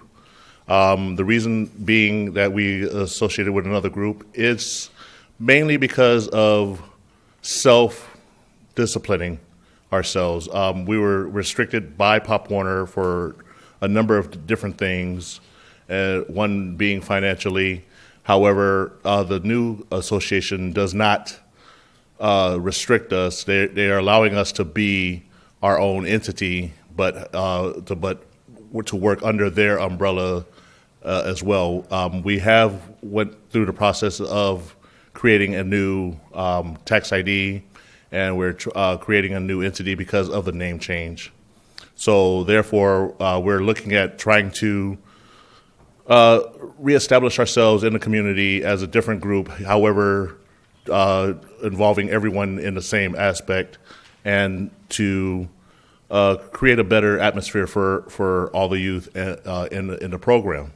With that being said, we are currently starting signups right now. Our signups as of right now are every Saturday at the Fedi complex in front of the football field. Currently, our registration is $300 for football, $250 for cheer. However, we do have payment plans, and we also have a early sign-up discount of $50 off if that fee is paid by May 1st. All fees will have to be done by August 1st in order for us to properly start our season. So I would like to present a letter basically stating our name change, as well as leave some flyers to be hopefully put up here at City Hall in the community center for all to see. And for information, our website is hgwarriors.org, and anybody can go on there to find out more information about where our signups are and the times our signups. As I said, they're every Saturday at Fedi Complex from 10 a.m. to 2 p.m. However, we are looking at other locations as well throughout the community to establish more signups as well. Thank you. Yes, I'd like to ask a question, Mr. Donald Mills. Yes. So, Pop Warner is no longer Pop Warner in Hawaiian Gardens. It's American Youth Football. Same organization, different name. That's correct. Okay, I want to thank you for working with them for 10 years, volunteers. And I just want to make this clear. You still practice on our fields. You still have the same team, just a different name. That's the only thing that's changed. The actual name of our association will still be the same thing. The only difference is that we are dropping Pop Warner off the name. Mm-hmm. So you're Hawaiian Gardens Warriors. Yes. American Youth Football. Yes. Beautiful. Good job. And I like your website. It's very nice, and it's a mobile, user-friendly. Thank you. Thank you. Oh, and and just to clarify one more thing, I did have some of my board members who are spread out throughout the room here. They are excited to be here, and we're just really ready to run with this new program and put it back out there in the community. Thank you. Thank you. We'll look forward to a great season. Thank you. I like that you have cheerleading too. Yes, we do. Mr. Mayor, I believe when it was Pop Warner, there was a problem with your number, and we granted you finances but couldn't give them to you. So is this going to open the door for those finances to come to your team? Yes. Good job. Thank you. Yes. Anybody else? Thank you, guys. You got it. Go Warriors. Hi, good evening. Mayor Bruce, council members. My name is Sergio Morales. I live here in Hawaiian Gardens at 22027 Clarkdale. And I got to say, I want to say something about Dr. Alexander's class. I actually started when it was funded by ABC District. I've been going for the past 3 years. This will be my 4th year. And I got to say that I know that one of the questions was about data, And it was funny because my son, he's 15, and he told me that, he said, Dada, it's about the community. It's about what it's done for us. And for me and my experience taking this class, it's changed our lives. I can honestly say that. My wife was ill during that time. Took her to the doctors. The doctors just gave her medicine. I went to this class. I actually forced my wife to go. And next thing you know, we just started eating different, and she started feeling way better. My kids, I have all my kids, they now eat better. They, I have my 5-year-old. She just turned 5. That's why I got stuck. And she always reminds me that she's 5 now. But her, she goes and she just grabs a piece of lettuce and eats it. She eats healthier. And I got to say, this is because of this class. So I just wanted to say that. I met Dr. Mayor Bruce. I met Mr. Rodriguez and some of the classes, actually. And it's funny because they told me that I should be Dr. Alexander's spokesperson. And here I am. That's why. So I just want to say this program is beneficial to everybody that takes it. I talk to every parent that's ever taken the time to go to one of his classes and stay through his whole class. And they keep on coming. I can witness that. I can tell you that I've witnessed that. And I'm actually pushing forward to try to get them to everybody because I believe in this program. And I just want to thank you for your time. I appreciate it. Thank you, Sergio. And I've heard your testimony in detail, and it's a great testimonial of just a health change in your family. And that's, of course, what the whole purpose of the program is to see families eat healthier and be healthier. So, yeah, you're a great spokesperson. You do a good job. Thank you. I appreciate it. Mayor Bruce, I took your advice. Okay, thank you very much. Appreciate your time. What, don't I got to wait till after all comments? Don't I got to wait? Yeah, I'll wait. Good evening. Today, I usually come here as a resident, as Pedro Amaro, but today I come to you as Public Safety Commissioner Pedro Amaro. And you have an item for discussion, item number 3 under D3, request from City Council Member Maravilla to hire a community safety officer. I know in the past, in several years that I've been a Public Safety Commissioner, I brought something to our commission to kind of bring or hire somebody within the community to do something like this. But they never got back to us. So the last time I came in, I did bring up to hire the county as or to contract the county as the parking enforcement detail. I'm in support of this. I hope that they can allocate monies for either one, because we do have a parking issue in Hawaiian Gardens. So if they do hire somebody to create this community service officer, it would be a great opportunity for someone to, work after hours and obviously during the weekend. And I feel that whichever way the council decides, whether it's county or city, it's going to benefit our community and our city. So I'm hoping that in your discussion, you would think about either going with this CSO, or if not, hire me. I have no problem doing, the parking enforcement. If you can use a commissioner to do it, please let me know. I'll swear on that one too. Thank you very much. Thank you, Pedro. That might be a conflict of interest. How you guys doing this evening?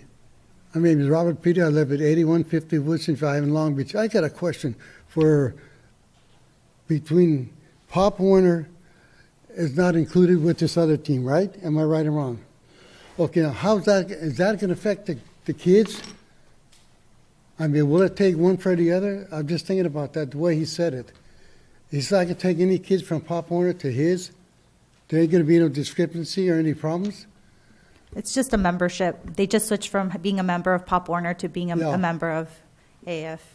Oh, because I know he didn't kind of make that clear. And I was thinking back there, it sounded good, but didn't sound like there's going to be a little discrepancy about that. And I didn't want to bring it up, but I figured I better ask for my own point. Thank you very much.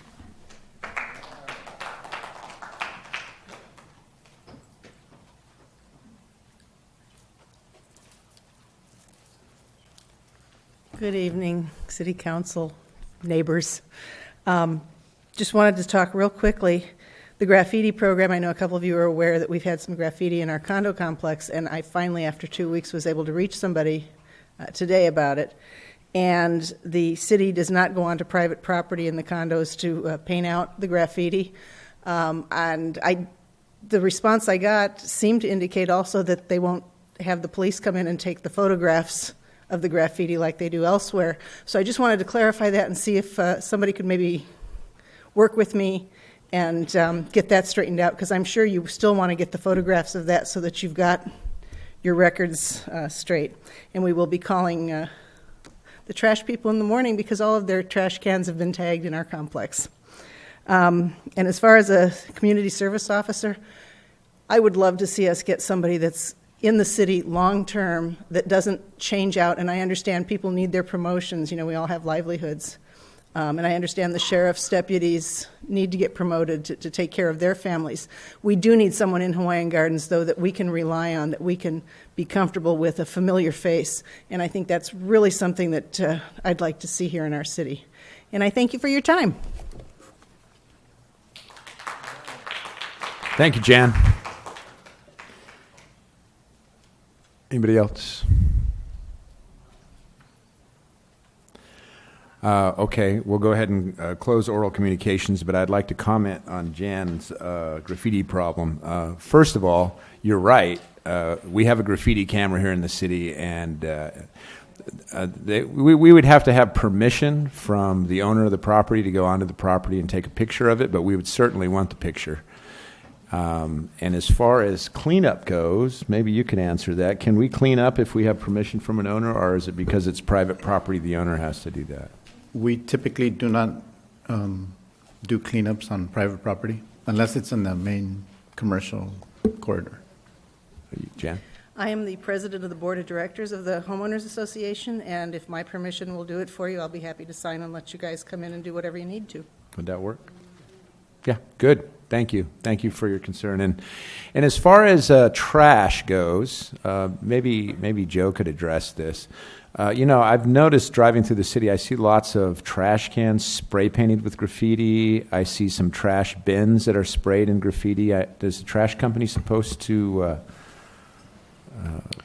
do something about that, or?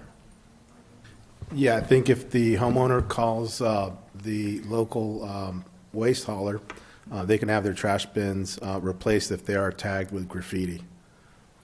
Free of charge? Yes. Oh, okay.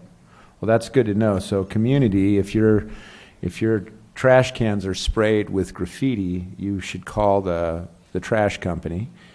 You can call the city if you don't know the number to call, and get a new trash can. Is that the same for trash cans that are dilapidated and messed up? If the trash can is defective, just call the waste hauler and they'll have your cans replaced. Oh, I need to do that. Yeah, just another quick note. We met with Republic Services this past week, and we requested that they instruct their drivers to report any cans that are vandalized or damaged. So they're supposed to be doing that very soon. That's not happening. Okay, well, that's good to know. So if your can is messed up, if it's beat up, tore up, if it's spray painted, then get the number from the city and call the trash hauler up, and they will replace those free of charge. Is that the same if you need a green disposable can? Yeah, as you know, we have a color-coded system, and green is for, I believe green is for recyclables in the city. So if you need a green trash can for green waste, you should be able to get that as well. Okay, great. Thank you. I closed oral communications, but perhaps you guys, did you have something that you wanted to say? Yeah. Okay, I need so somebody's translate because. Okay. Well, let me then reopen oral communications. I thought we were all done. So I'll reopen oral communications. That's okay with everybody? Okay. Sí, tenemos a alguien que traduzca por ustedes.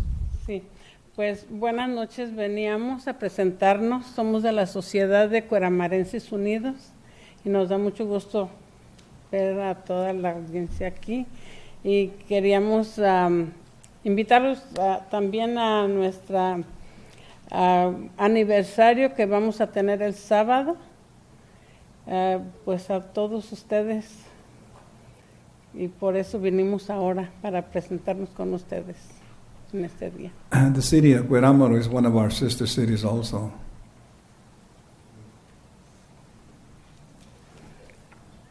Pues es todo, gracias. ¿Dónde va a ser?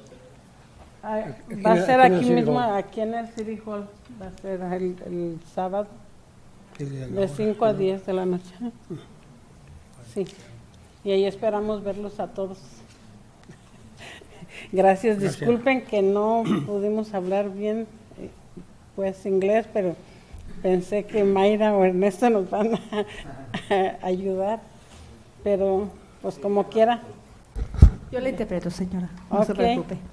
Ok, pues nos da gusto invitarlos a todos y poder verlos el sábado. Muchas gracias.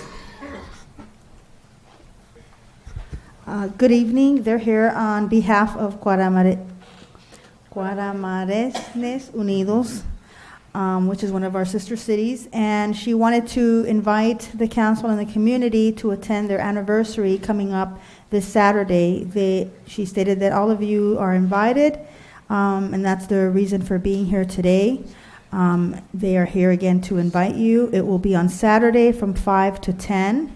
And she hopes to see all of you there in attendance. And she apologized for not being able to make the statements and speak in English, but it is. They look forward to seeing you there. And where from 5 to 10 on Saturday? Oh, I'm sorry. It will be here at City Hall. City Hall. Room A and B. All right. Gracias. That's all I can say in Spanish. All right.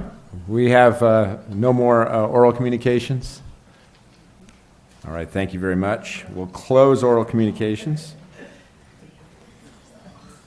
We have an oral presentation and update by ABC Unified School District Vice President and Trustee Chris Apodaca. Thank you, Chris, for waiting so long. And look how nice you look.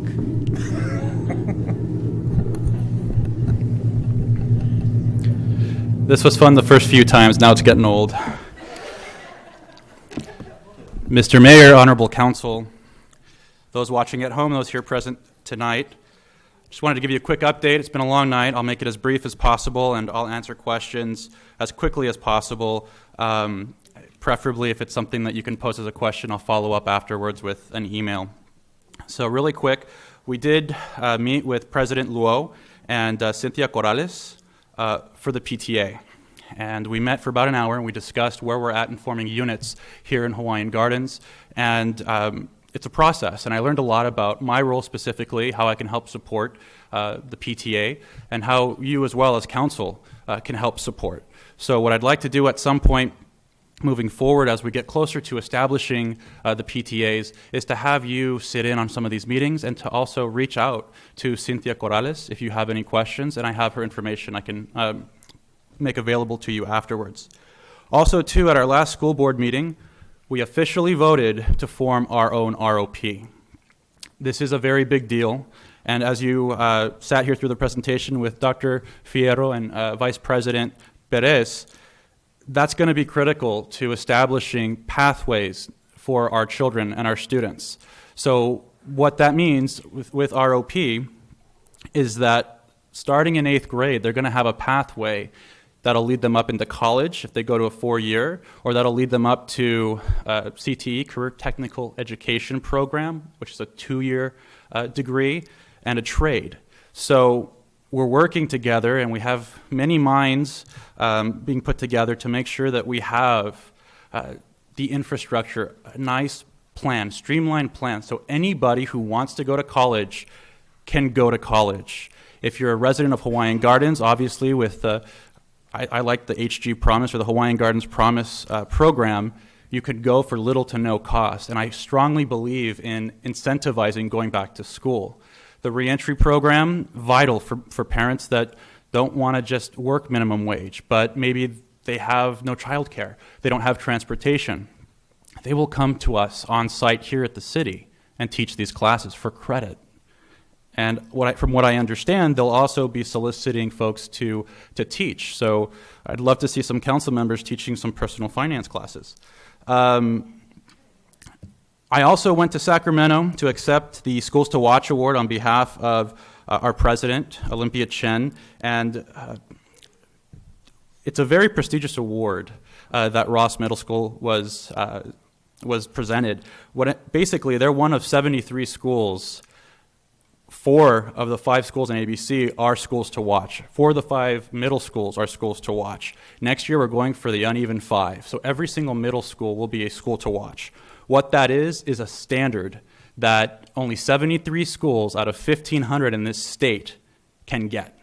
It's nerve-wracking for the department heads. It's nerve-wracking for the schools, the principals, the district staff. But man, if you could sit there and listen to these department heads talk, the teachers talk about what they're doing, the conviction and the passion, I was just impressed. And I'm proud to say that I was there to accept it on behalf of the board. Finally, with the Cerritos College program, when we met originally with them, the whole goal was there are no excuses. You can go back to school. There are so many different methods now, especially with technology, that you can better yourself. You have folks that will make excuses, and they say it takes a village. So as a community, it's like, well, I don't have childcare. They'll provide it. I can't afford it. It's free. Well, I'm too old. I'm not getting any younger. So please, please, please help us with supporting that program, creating awareness. I look forward to working with Dr. Fierro to make sure that we have what we need to really make something available to our residents. And not to end on a somber note, but it is my duty as your trustee, and as you've asked me to be here to report. It can't all be fluffy bunnies and rainbows. I just wanted to give you a brief generic update on some of the intergroup tensions that we've been having at Artesia High School. Without going into specifics, because believe it or not, I'm not privileged to those. However, I would refer you to the district, Principal Garcia, who's doing an excellent job, as well as our superintendent, Dr. Mary Sue.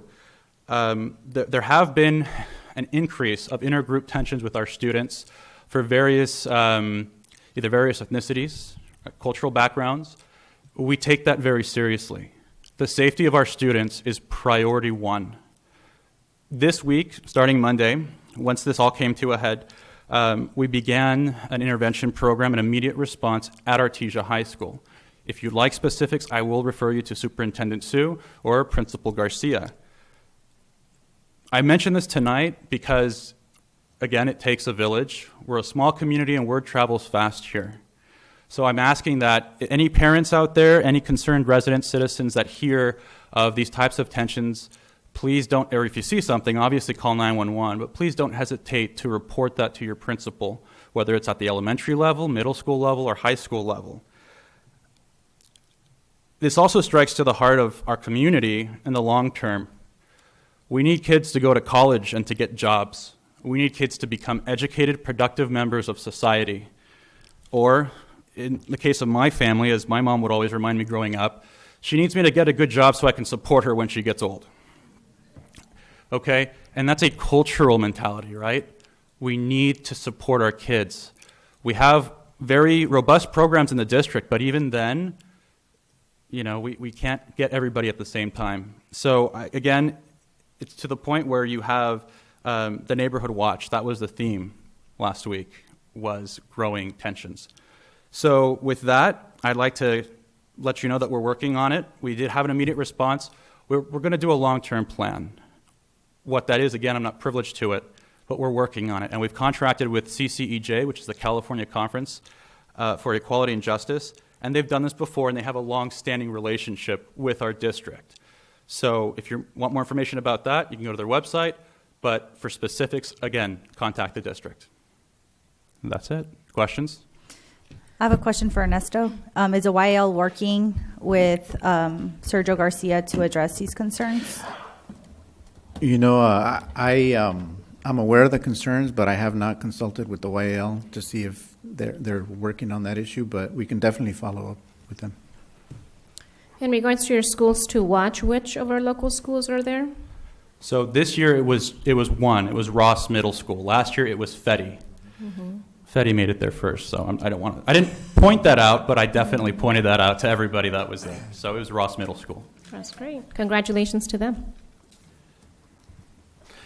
Any other questions? This is just really good news, Chris, and I appreciate having you in ABC on the trustees representing the city of Hawaiian Gardens, and I appreciate having somebody that's so together and with it that's doing it. Thank you very much, and thank you for your Can I have that in presentation. writing? Because I know a few folks that would like that in writing. Okay, that's it. Thank you very much. Again, it's an honor to be your trustee. I'm available at any time if you have questions or concerns. Thank you. Have a good night. Thank you very much. And Chris Apodaca really means that. I've been able to give parents his phone number, his actual phone number, who have called him to ask for special assistance in regards to different issues that they've faced. I know council members have done that. He's very responsive. Thanks again, Chris. Appreciate it.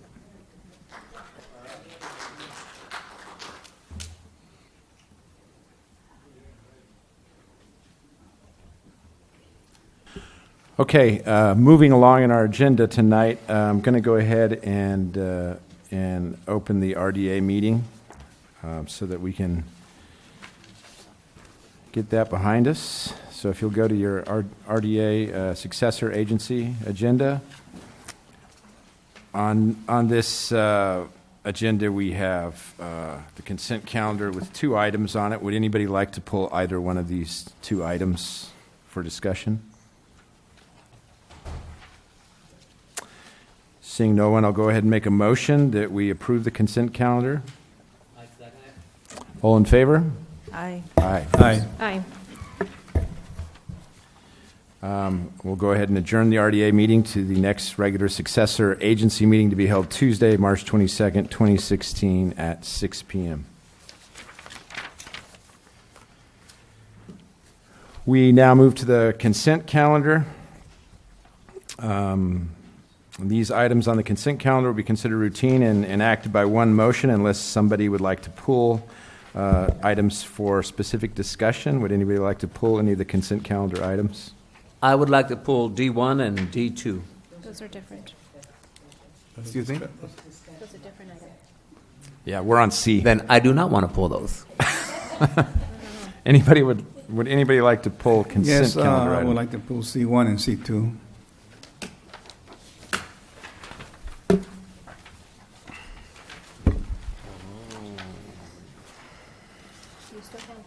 Yeah, I see them, yeah. Okay, and so C1 and C2 are pulled. Excuse me, Mr. Bruce. Yeah. Mr. Trimble still has. Oh, are you going to pull something else? Well, no, you said 1 and 2, correct? Yeah, he Okay, did. then that's good. Yes. There's only C3 left. Anybody Yes. want to pull that one, or are we? We're good. Seeing nobody, then I'll go ahead and make a motion to approve C3 on the consent calendar. I'll second that. All in favor? Aye. Aye. Okay.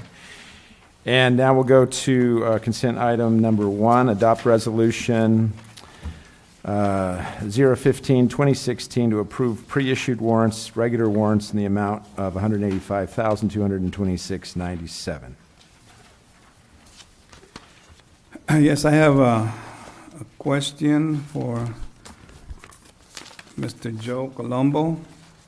On page 15, we have 2 items there, NES Mechanical Systems and NEL Mechanical Systems, detailed inspection and city checklist.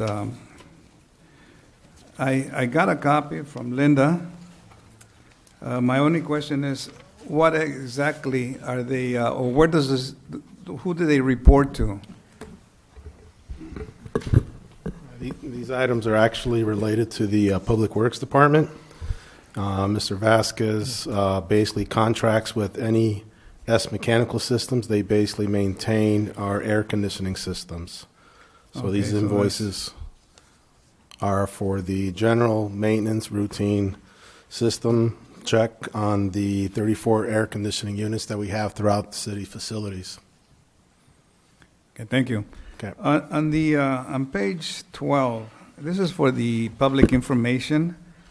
As you see on item on trash assessment, consolidated disposal service for the amount of $9,353, and then you go down a couple more, and then we have the same, and this one is for $1,970. I just want to make the community aware that this is the money that is collected for the trash company on your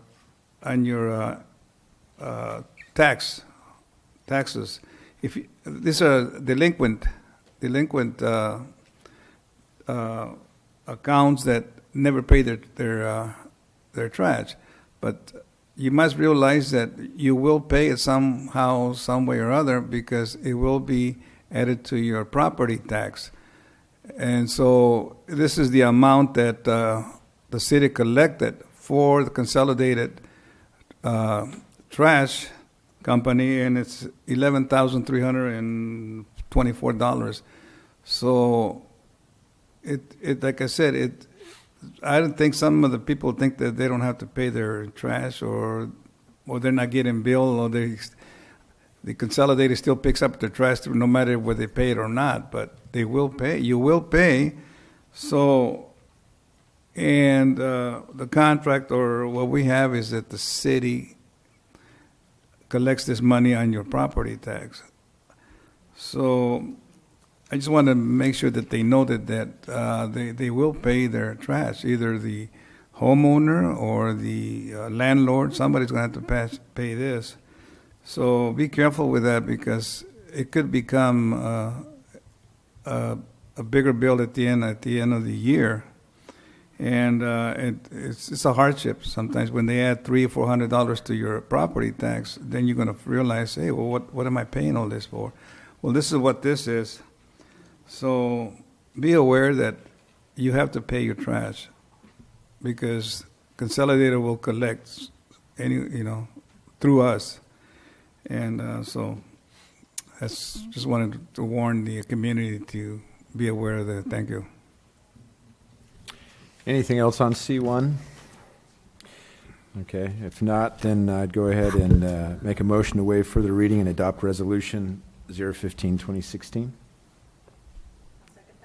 All in favor? Aye. Aye. Roll call vote. Roll call vote. Oh, it's a roll call. Oh, it's finances, so we got to do a roll call vote. Councilmember Rios? Yes. Councilmember Tremble? Yes. Councilmember Maravilla? Yes. Mayor Pro Tem Rodriguez? Yes. Mayor Bruce? Yes. Motion carries.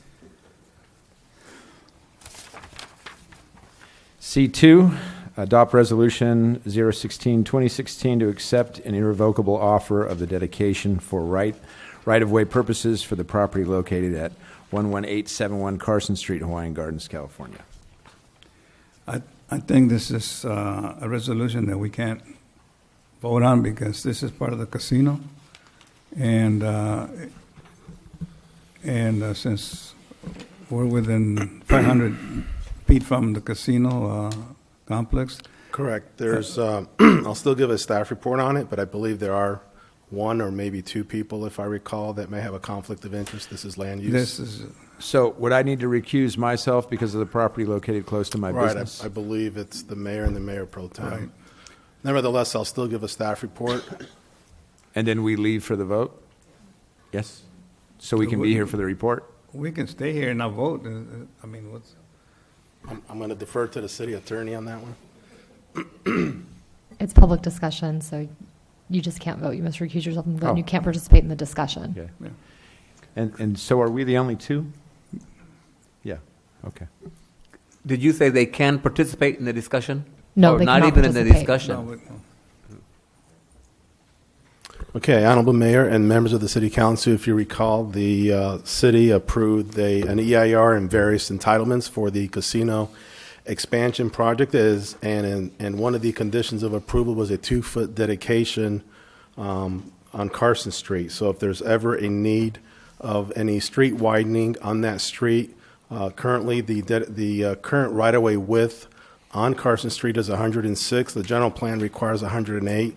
So the casino developer is basically giving us an irrevocable offer of dedication for right-of-way purposes of 2 feet, should that be needed for future expansion purposes.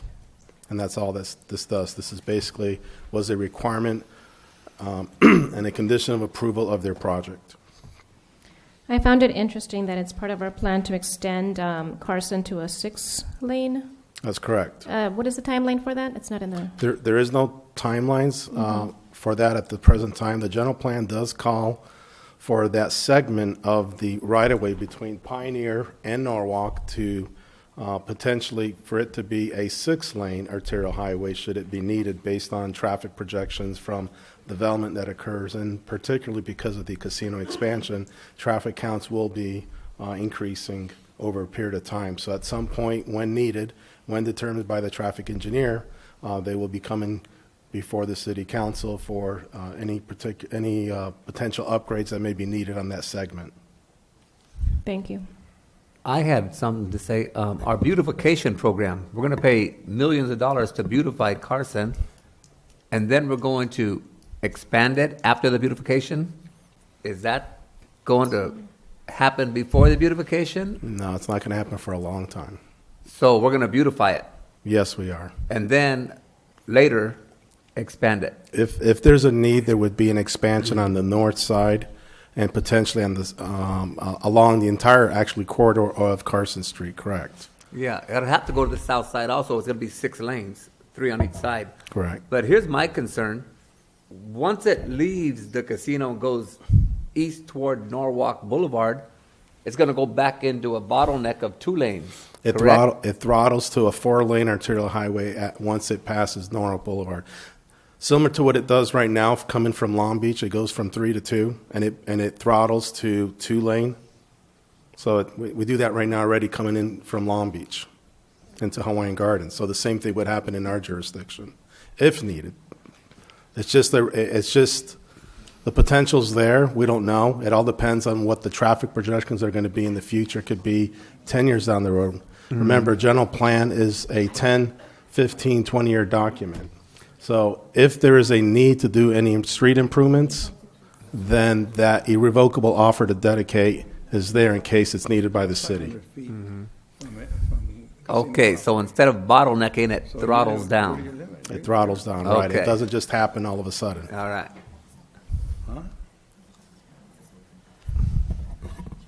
Thank you, Mr. Colombo. Mm-hmm. Sorry for the background noise here. It's just that we're trying to figure out who has to recuse themselves. And one of you is going to have to make the motion to adopt this because I can't even make the motion. I'd like to make the motion to adopt this. Mr. Trimble, if you can just hold on a few minutes for Ms. Maravilla to clarify her issue, and then it'll be... I'm sorry?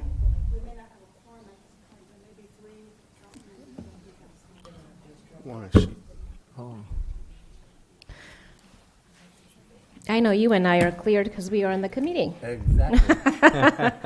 Well, I live 150 to 200 feet away from this, but I wouldn't be impacted financially from this. So our attorney has said that I should be able to vote on this issue. And to clarify, you don't own the property? I do not own at the that property. I location. rent.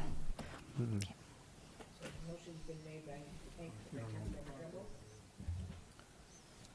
I'll second that.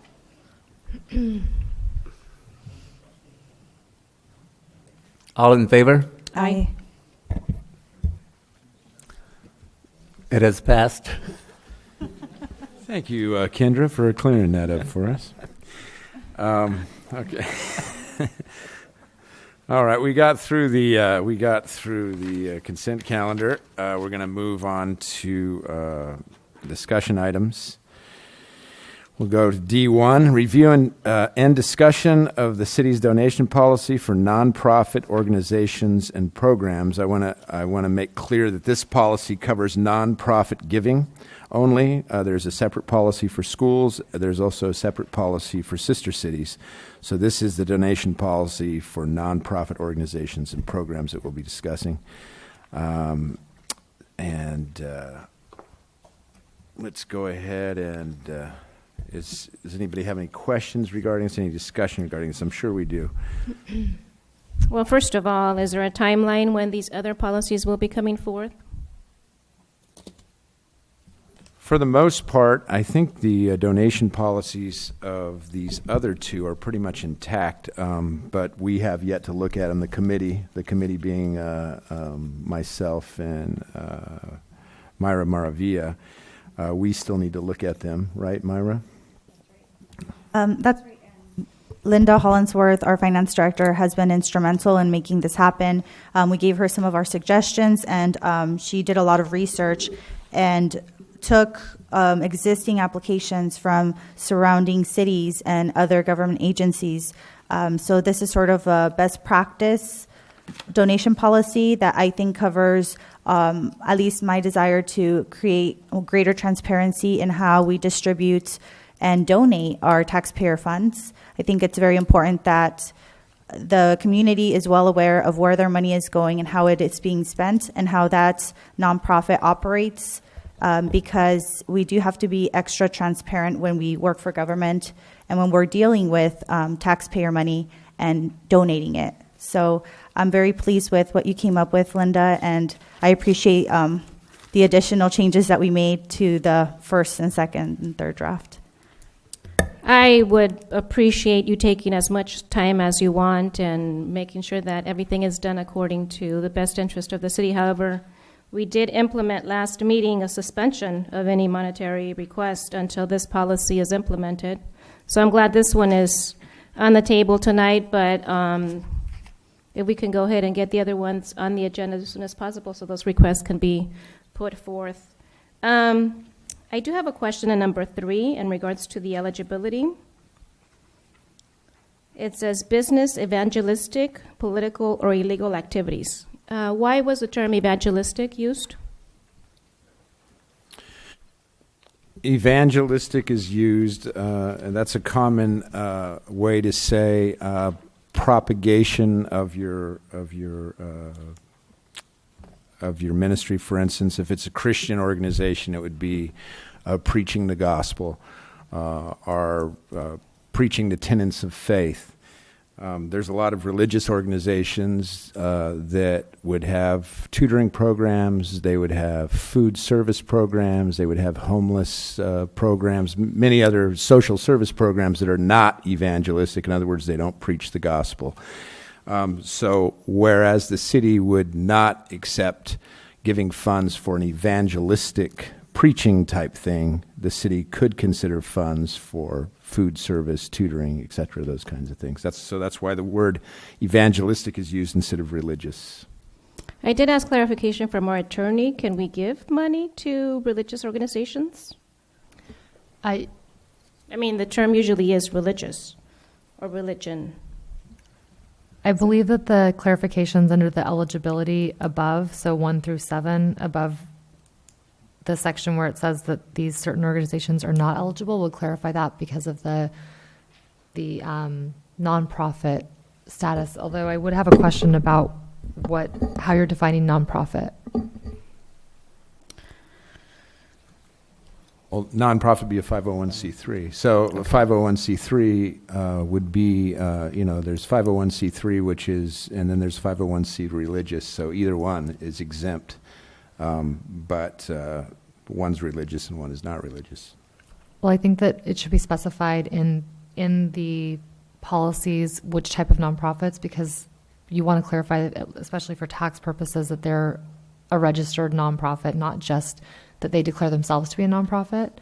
As far as the terminology, it's something that I would have to research the term evangelistic, not for the meaning, but for the implication in this policy. Yeah, I understand. This is the first time I see it in any of our literature, the term evangelistic. I've seen it in other literature, and that's why I put it in there. But yeah, you'd want to check to make sure that's the term, because who knows what the term is today. Right. Yeah. And that's a good point. Valid and current registered nonprofit organization is what we should say. Registered is the word. A registered 501c3 nonprofit. Oh, even spell it out.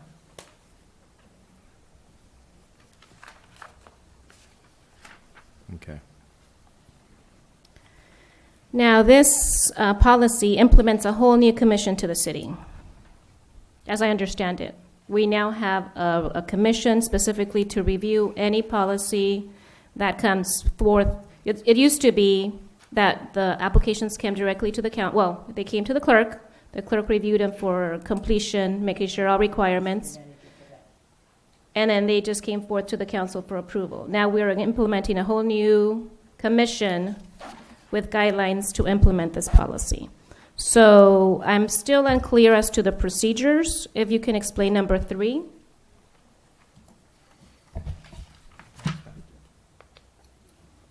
Linda, Number 3, Linda. Can you please explain? You're talking about under procedures? Yes. There will be an advertisement placed in the newspaper, and as it says here, the newspaper and also in the city newsletter and posted on the bulletin boards and the website, in order to allow nonprofits to see the ad and have an opportunity to submit an application. So it's advertising for the availability of donation funds. So this is part of the budget now. So we're going to allocate a certain amount of money, Right. as I understand correctly in terms of reading policy. Right. The budget is approved in June. Is that correct? City manager? Yes. Yes. So at the time where we get a certain amount, 10,000, however much it is, we're going to advertise it in the newspaper for everyone to know that there's this money to apply for it. Any nonprofit anywhere, as long as they service our city, right? Well, if they meet the eligibility, which is that they either have to be located in the city or they can be located outside the city if they provide a benefit to the residents. And they have 50% of their participants that are part of the organization. That's currently in your policy. What was added here that was an attempt to not eliminate the opportunity for someone to be able to provide a benefit is if they have less than 50%, but by not having them in the city, by not allowing the students or the residents to participate, they would lose out. You could provide some proportional amount to that organization. So it's an attempt to not eliminate their chance to participate in something. So, right, that's eligibility number 6. It says 50% of the participants of the organizations are residents of the city. Organizations with less than 50% of resident participants may be considered eligible for funding amount proportional to the number of resident participants if it is determined that the residents will receive a benefit that would not be available without the organization or event. Moving along to number 7. The commission will meet and review the list of requests to receive a monetary donation from the city. And from that, it seems that this commission will also look at who are the board members on these committees. Are these applications? Why do we need to know who the board of directors are and the trustees? Is this going to be a political decision? Who's on their board? are you looking back at the... I'm looking at the actual application. The application. So I'm looking at page 79. And you're asking why? Oh, this is why that's the being list. asked? The list of board of directors from the Trustees. nonprofit. Right. Yeah, so the nonprofit usually has a list, a board, where you have a main chair or a president, and then you have members. But how is that relevant to their purpose in terms of providing this particular? I don't understand why I need to know who the board members are to be able to give them funding. Am I going to compare this person on this board, this person's on that board? Let me see who's going to get the better money? Or is it the justification of the intent of the program? I don't understand the reasoning for it. That's why I'm asking. I would say that the reason is just for organizational purposes. I mean, if you can't list who your president, your treasurer, your secretary are, then the likelihood of you being an organized organization isn't very good. We didn't put that down there so that we could figure out who was in charge of the organizations. Well, you're requesting the copy of their bylaws, isn't it, in their bylaws? Yeah, it would be in their bylaws, Right. wouldn't it? Well, a the listing of the positions current would- officers would be in the bylaws? No, the bylaws. No, it wouldn't be in the no, bylaws. No, the bylaws would tell you what positions are in there. The names would be listed on the organization. On the organization. application. I'm not sure why that information is necessary to a decision as to what funding is being requested. In addition, moving on to the application, I mean, I still have other questions, but you're asking a list of who is being paid by the organization to give them money. It says on a separate piece of paper, I'm looking at page 81, list the paid positions and amount paid for each.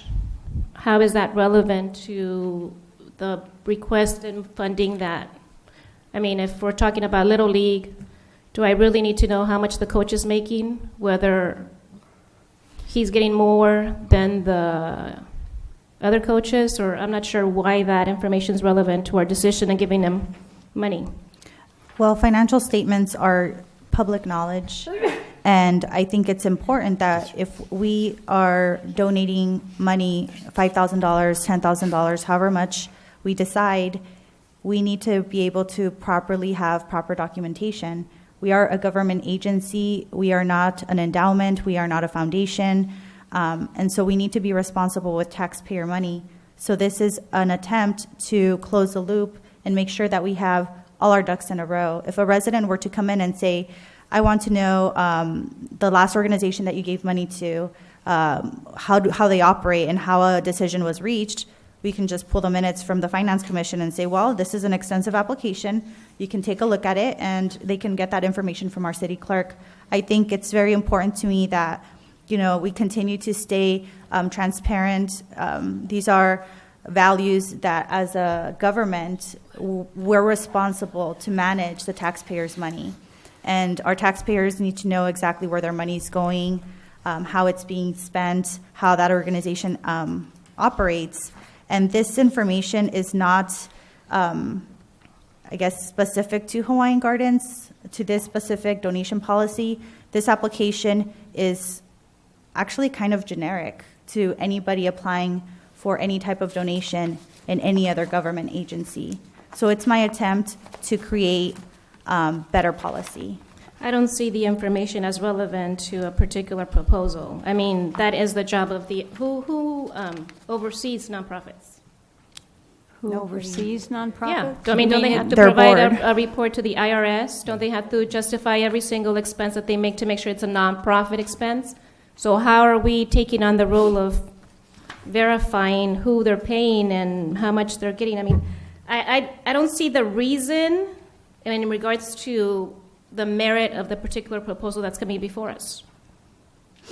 I mean, and you're trying to say transparency. They're already transparent to the government who's awarding them the particular status as a nonprofit agency. Their intent is to provide services to Californians.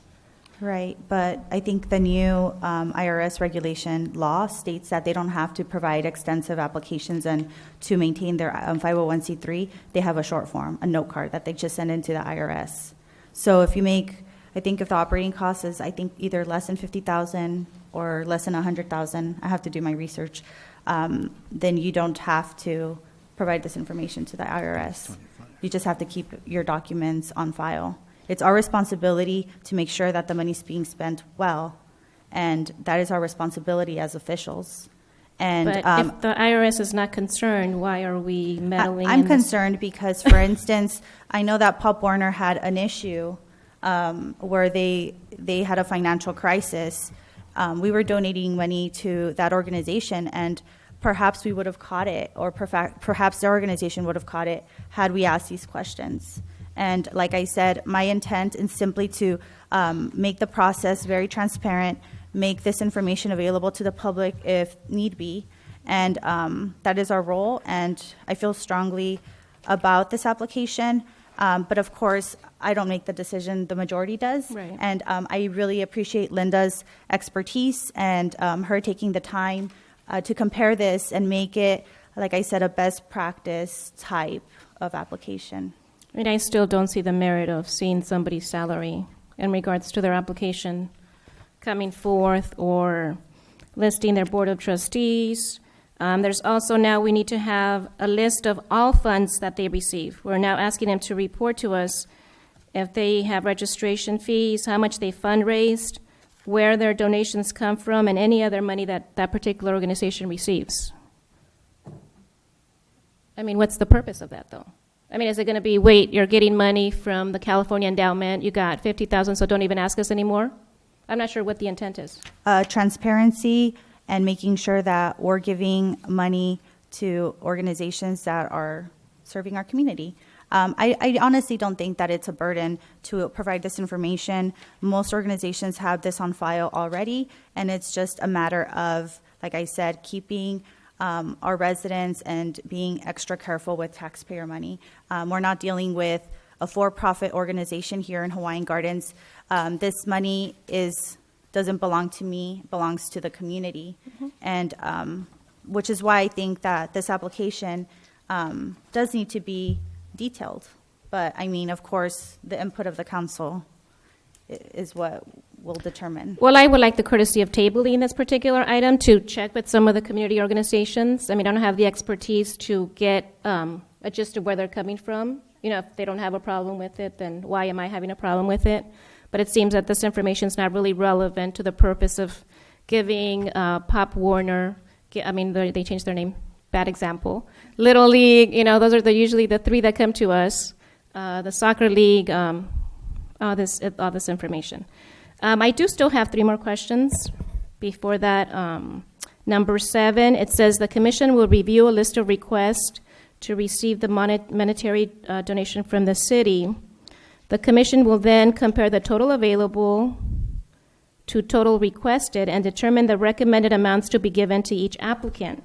If the total requested exceeds the available budgeted funds, the commission will determine if the reduced amounts will be given or the applicants will receive no funding during the donation period. Applicants who do not receive any funding during one cycle may choose to reapply during another period. Now, these commissioners are being appointed by the council members. So each of us gets to appoint a commissioner. Which is an interesting concept because obviously as the politics of the city change, it seems that this commission will also change politically. Is that what the intent is? Well, I believe that all of our commissions are appointed by city council. As a general, not to say that person's here to represent my interest. No, but when starting a new commission, I will defer to Sue. She's been here a long time. When starting a commission, how does it usually happen? Past practice was when people were elected, they each got to choose their own commissioner. And then when we had another election, those commissioners disappeared and other commissioners were chosen. But over the last several years, the council has chosen to put people in 4-year terms, and they stay in 4-year terms or longer. So at this time, they all have 4-year terms, and they haven't been removed because of new council members coming on. They apply. Period, and they apply. And then We have you an guys- application period. And it's a merit It of was the from the commission, not council. necessarily a No. particular interest of, you know, this person was appointed by this council member or the other, Excuse that me, they serve the sorry. needs. Sorry, miss. No, I'm sorry. The commissioners at this time were not appointed by the council members. Like each one appoints one. That was how it was done in the past. But now it's the commissioners are appointed. They send in letters. The mayor reviews the letters, brings them to the council. Council chooses the commissioners, and that's how they've been chosen. It has been by each person appointing one. So perhaps under number 1, under the Finance Commission, Linda, perhaps we can add between 1 and 2, we can add how the initial commission will follow the current council. We each get to appoint one, but then we'll do staggered terms after that with 4-year terms following the same policies as the rest of the commissions. I'm not sure why the commission's necessary, to be honest with you. I mean, that's our job here to review the donation policies. I'm not sure where this is really going. Number 12 says, if all funds are not distributed for the donation period, these funds may be added to the next period within the fiscal year, thereby increasing the amount available for distribution for that cycle. And then it says funds will not carry over the next fiscal cycle. So that seems to be conflicting information, or how is that explained? No, what you have is at the beginning of the budget year, you're going to establish an amount that's going to be available for donations. And how many times do you want to allow donation applications to be submitted? It's been discussed to do it twice a year. So you would go out and advertise and twice a year accept applications. If during the first cycle of the year, the fiscal year, you had $50,000 budgeted, and for the first cycle you only got applications for $25,000, you'd have $25,000 left from that cycle. That would roll over to the next cycle, so instead of 50 that cycle, you'd have $75,000 available. However, at the end of the fiscal year, you start a new budget. So at the end of the fiscal year, that wouldn't carry over. So it would only carry over within the fiscal year from one cycle to another. You could choose to go out and have donation applications 3 times a year instead of twice. And again, they would just move through that fiscal year. But at the end of the year, you start a new budget year and you'd establish a new amount at the beginning of the next budget year. Where is that indicated? Because as I see in number 4, which I didn't bring up, it says applications may be submitted anytime during the period to the established due date. So it seems that there's a due date. If you missed it, you missed it. Yes. So where does it say that there's going to be more than one cycle? Up at the number 2, it says that they will establish the time periods when these funds will be made available. Maybe that needs more clarity, but that is when you would be... It doesn't say 2 times, so you should...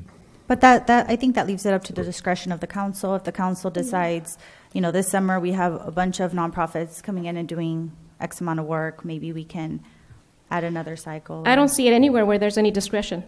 Where is the discretion to the council? The other application clearly stated, you either apply or there's a discretion to the council. But I don't see that anywhere. Where is that in the application? If you look under procedures, number 2, it says, as part of the budget process, the city council will establish the time periods. So every time there's a budget process, we will determine the amounts to be budgeted for and the maximum amount to be received by each organization per fiscal year. So the process is in June. Right. 8 weeks later, this will be advertised for 8 weeks. Right. No, we will determine. The period that you're going to have it doesn't have to be in June. In June, when you're setting up the amount of money that you're going to be able to donate, then you say, okay, we want to have 2 cycles. All right, we want to be able to advertise and have people enter or give us applications in September. Okay, so then you would, 8 weeks prior to that, you put out the ad, people would submit, and in September, that would be your due date, whatever the date was, and you'd accept your applications. The second period we want is in April. So then you would go out before April and do those advertisements and then accept things at that due date. So you're not setting up the period in June, you're just establishing how often during the year do we want to advertise and allow people to apply, and when will those be? Do we want to do it in the fall? Do we want to do it in the spring? Do we want to do it 3 times during the year? That could be a decision that you make. Well, another question is there, I know the city clerk often advertises things when there's a public hearing, correct, Sue? So is the cost for publicizing this included in this particular? Is that going to be taken away from the funds, or how is that money allocated? We're not going to allocate money to the program? Publication costs are included in the city clerk budget. And no? But doesn't the city clerk have to... Not all the publications go through the clerk's office because, like the Planning Commission, they have a secretary and she posts anything and it comes out of her budget. Safety Commission, they post but they don't publish anything. But it comes out of each budget wherever the commission is. And if this is a finance commission, so it would probably come out of the finance budget. You don't want your budget messed with, huh? Don't touch that. But it could come out wherever the council wants it to come out. Yeah, it would just need to be an added expense, the commission cost and the advertising cost for 1, 2, 3, 4 cycles, whatever needs to be done. And it should not cut into the amounts that we're giving away. Yeah, you're right. And I just want to add that adding a commission for this specific purpose, which I think is extremely important because, like I said, we're dealing with finances, we're dealing with donations. it's important to add a commission that will oversee this process to further enhance our accountability to the public and showing how our tax money is being spent.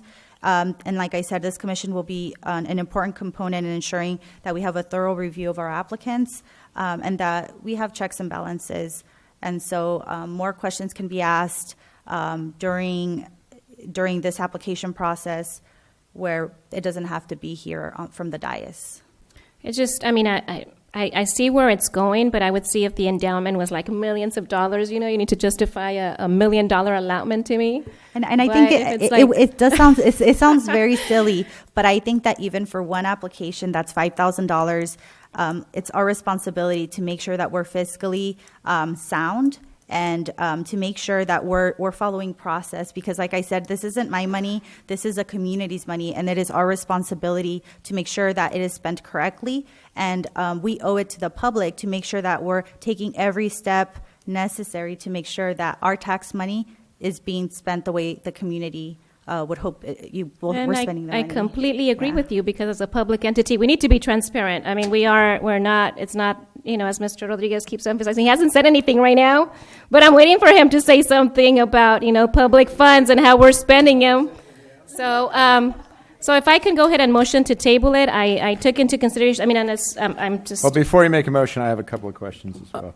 So do I. Oh, okay. I forgot what the heck they were. Let me go first. But I did write them down. Okay. Go ahead. Go ahead. Okay, under eligibility, we passed 7, and then it says after 7, the following organizations or activities shall not be considered as eligible to receive city funds under this policy. Linda, can you read and explain to me very carefully number 4, please? That would be any activity organization that is engaged, it is determined to have been engaged in a legally prohibited form of discrimination on the basis of race, ethnicity, gender, sexual preference, marital status, or other prohibited forms of discrimination.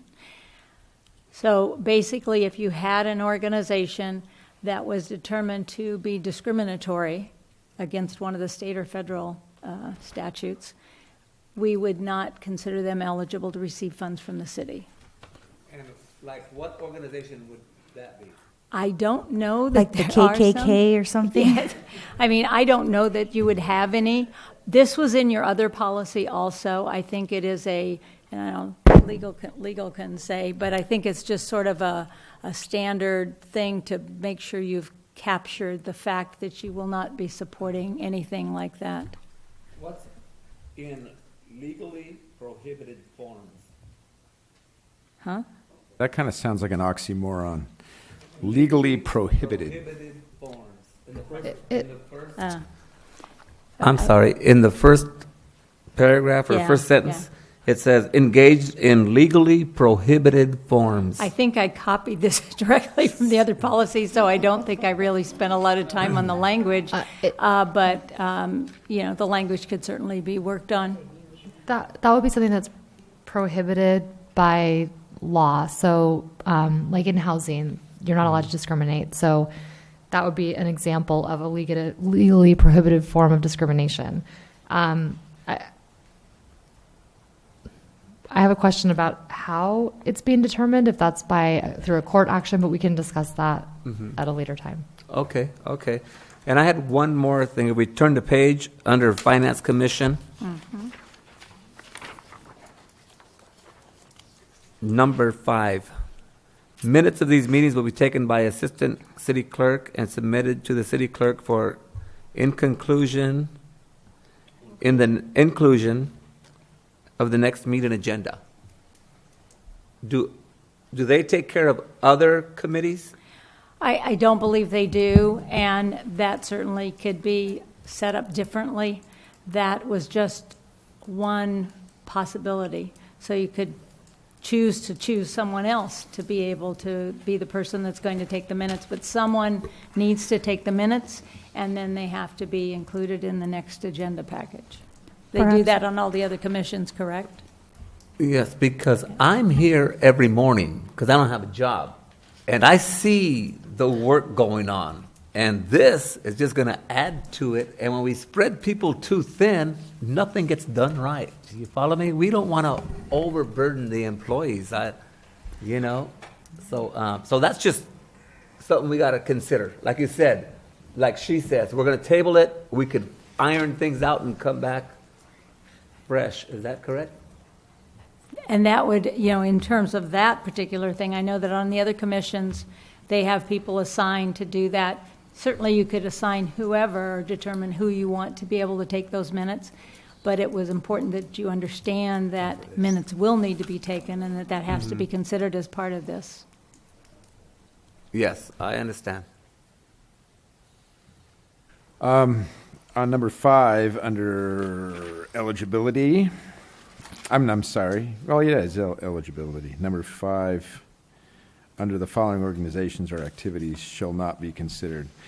I think it should be specified there. It says schools and sister cities will be considered for donations under a separate policy, because both of those.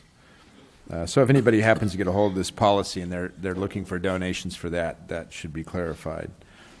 And then my question was also the same as our attorneys. Activities of organizations in number 4 that are determined to have engaged in. You got to figure out who determines that. Is that something being determined by the committee, or is that determined by the federal laws of the state, or state or federal laws? I think that clause number 4 is really complicated. I think it could be made much more simple, and the wording can be changed. I'd like for you to look at that and clean it up, because it's kind of confusing. That's really, and then one comment. As a 501c3 organization, which the Way Out Ministries is, and I'm the executive director of, we have filled out far more extensive applications than this for less than $5,000.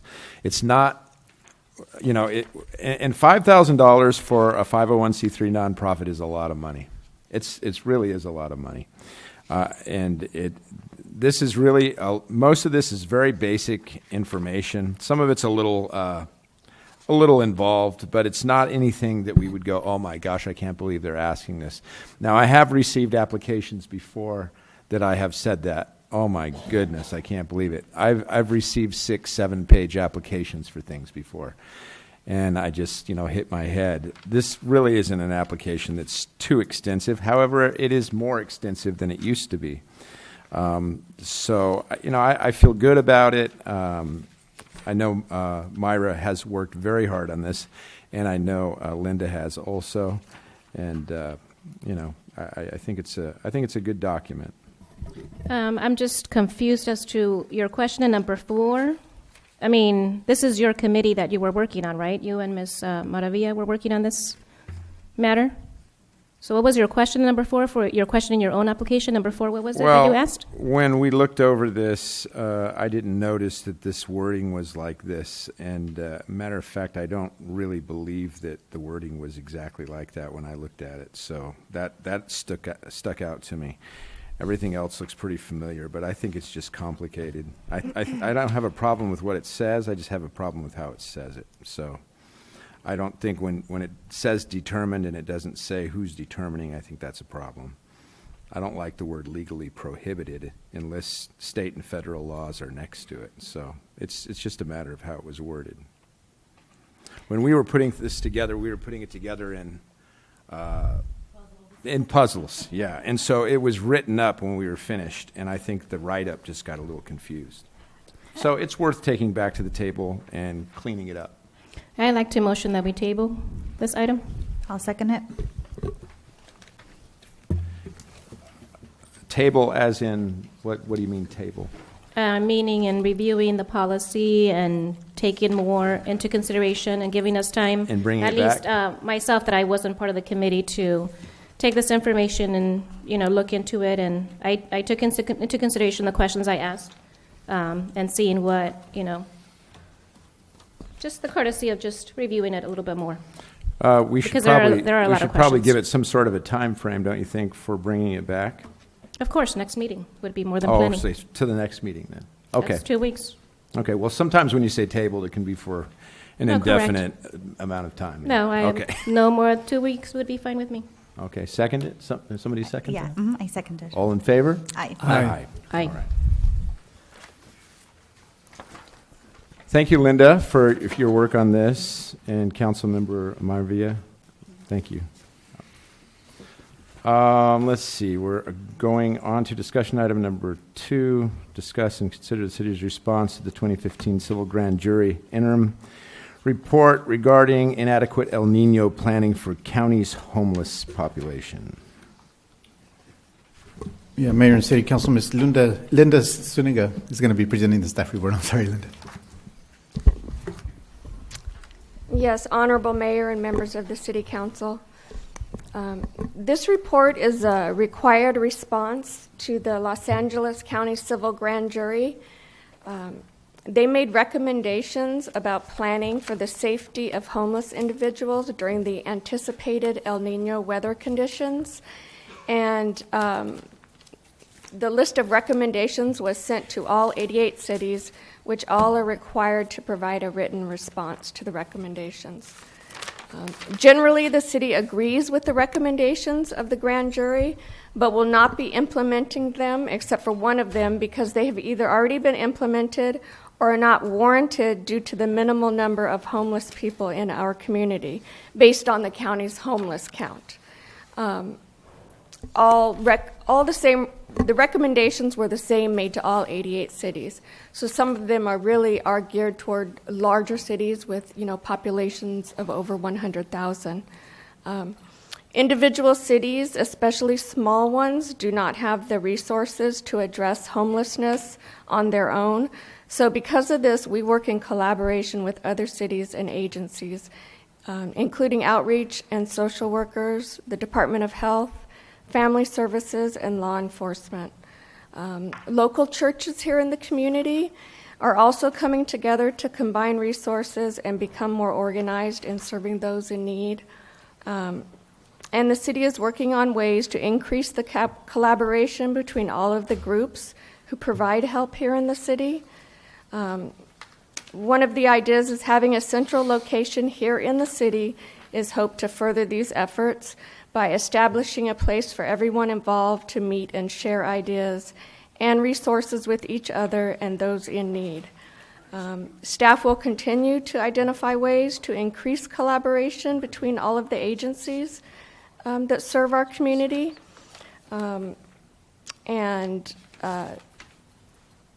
This report includes a draft letter that the City Council is required by law to review and approve the mayor's signature and authorization to submit it back to the grand jury.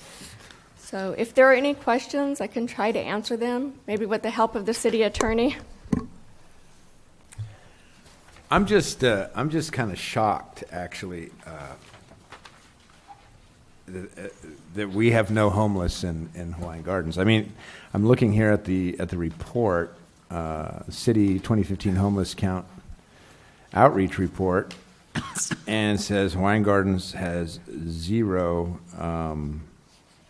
homeless. Well, I guess I'm talking to phantoms every day because I don't understand how that happened. And then when our city went out, you said that they counted 4 that they saw. So it doesn't even say 4 on here; it says 0. I just find that to be odd. I don't know how their count worked or whatever, but by my count, just personally, I count about 20 homeless that I know for sure by name. Most of them live in the riverbed. So maybe that's considered not a city or something. I don't know, but we have them in our community constantly, and you guys can see that. This report is I got at our Gateway Council meeting. The person, our Pathways representative, that gives us a report once a month. She was not there, but that was before us. So we're not the only city that has the error on that report. there's quite a few cities. If you look in there, see how many have 0, 0, zeros. So that is completely wrong. If you want to, we can call them up and find out where they got that information from. But that report is wrong completely. Oh, they're 6. And and at that time, a representative, she was not there, and so nobody could ask any questions. And some of the council members that were there at the meeting also stated this is wrong. So we're not the only ones in that report. I think Long Beach has got the largest amount, which is what, 200 and something? Yeah, I think what we need to do is just have somebody explain the report to us, and she wasn't available that day. She was not. But at any rate, that has nothing to do with the report and what we're writing. I understand that, but it's just a thing that I noticed and I was kind of concerned about. But anyway, it does not have anything to do with us regarding this response.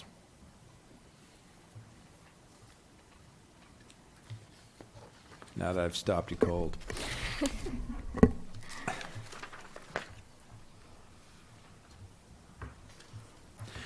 So in essence, Linda, what we're doing is we're just agreeing to the letter. We're saying, yes, we agree with your findings. We think that your findings as far as the need for homelessness is important. We agree with your findings. However, we don't have these particular things in place because we're such a small city and we don't have the... Right, and we also, is that we're not doing a lot of these items individually as a city, but we do these items or some of the recommendations in collaboration with the other partner agencies that we work with. And that is part of the response to the grand jury.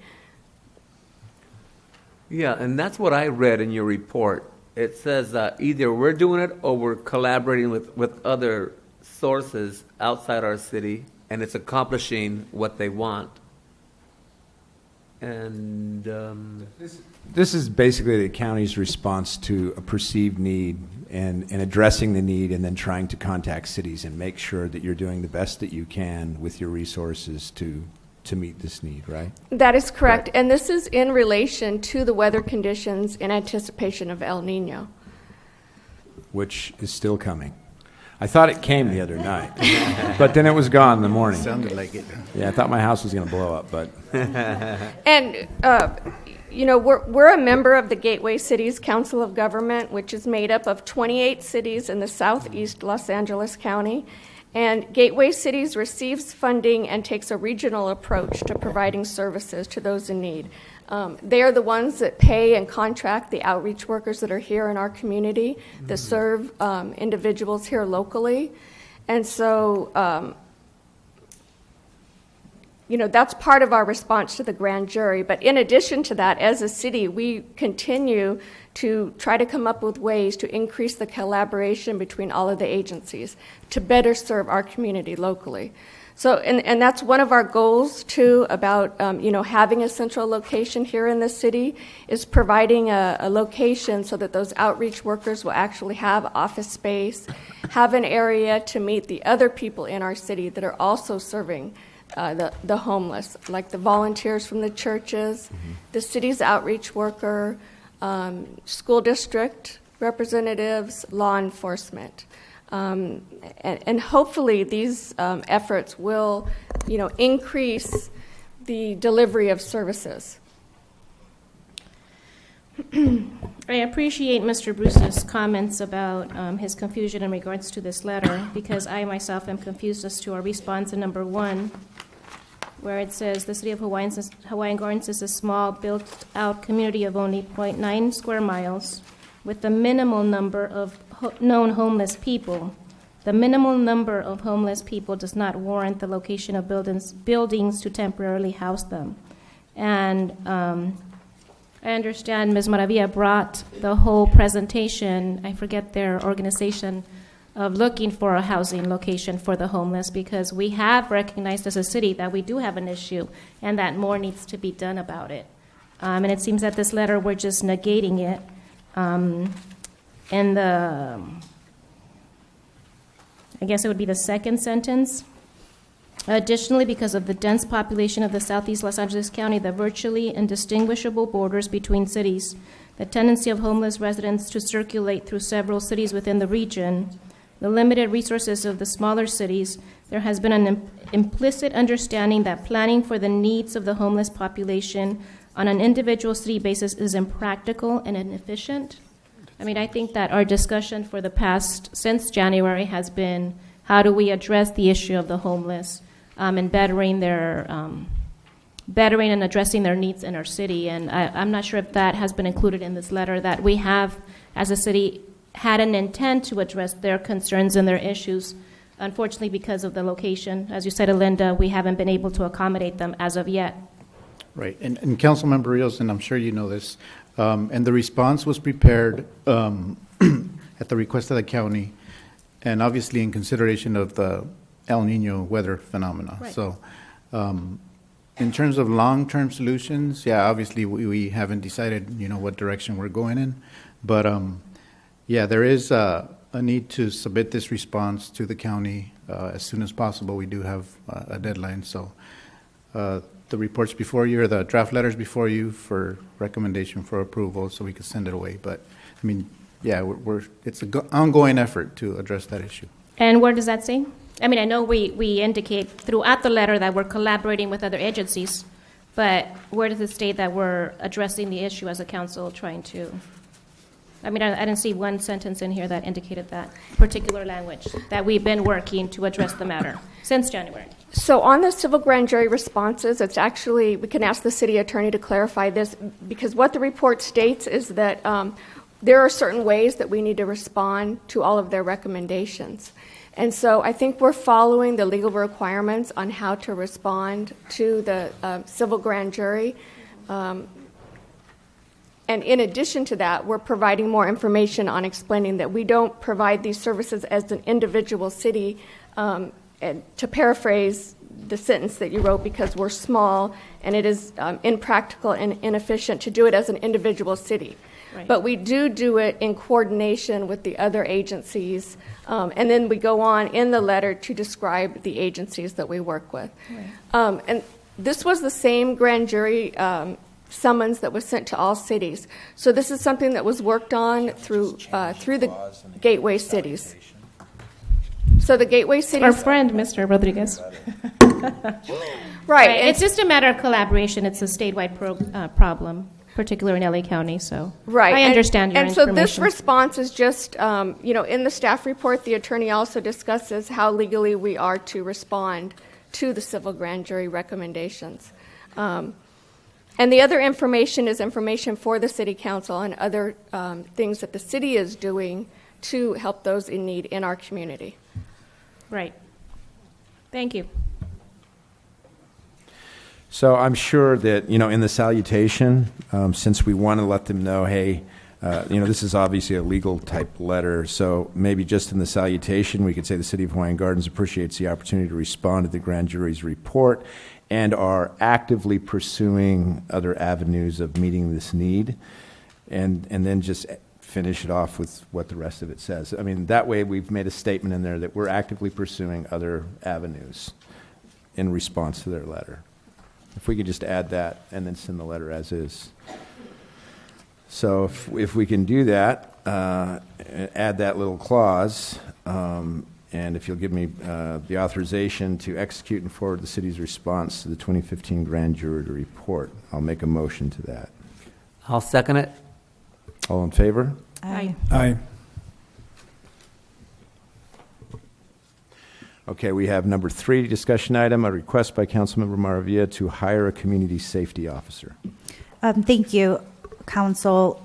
As Pedro came by earlier during oral communications, he's been an active member of the Public Safety Commission going on 15 years, and so he has a lot of the expertise when it comes to this issue of parking and public safety, and so I appreciate his involvement in this. And I know I have attended a couple of Public Safety Commission meetings, and this is a topic that continuously comes up. And so I'm very happy to be able to propose this to the city as a means of alleviating some of our sheriffs from, deterring them away from crime control, and so that they can focus on that rather than parking situations or red curb parking and that sort of thing.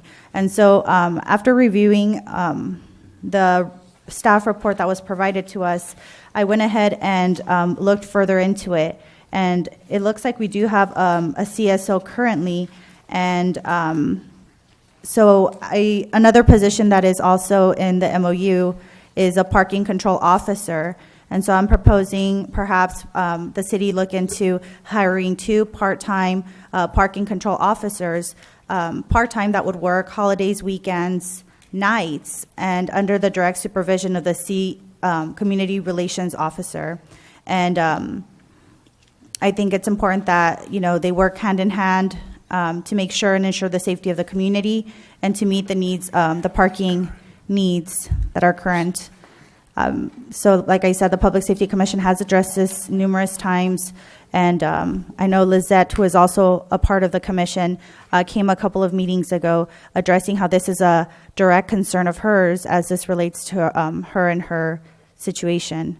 And so I don't think that there would be a fiscal impact, because currently just from the tickets from Thursday's street sweeper, we're collecting anywhere from $70,000 to $90,000 a year. We approximately cite 30 to 50 people each week for the street sweeper, and so that sort of pays for the salary of that position. And so I think that some of the cost of these positions will be offset by the ticketing that will take place. And so this is up for discussion, and thank you for allowing me to present this to you, and I hope that we all feel the same way about addressing these concerns that are ongoing in our community. I appreciated the staff recommendation in regards to further research on the matter, even though the salary is, you looked into the salary and it seems reasonable. It is part of the MOU. We do have to take into consideration all the other benefits that come with the new employee or an employee that is existing. We are going to be looking at the budget very shortly, so that could be addressed during that time to accommodate that position if that's what is required or what staff is looking into. Who is assisting you in this? My research skills. No, but from staff. Well, I've talked to the union president about this because I wanted to make sure that it was in compliance with the MOU. And then, of course, the expertise of Pedro and attending the Public Safety Commission meetings, and, of course, listening to the community. I get a lot of calls at random and odd hours of the weekend and through social media often. And so I just thought that this would be something that we could look at.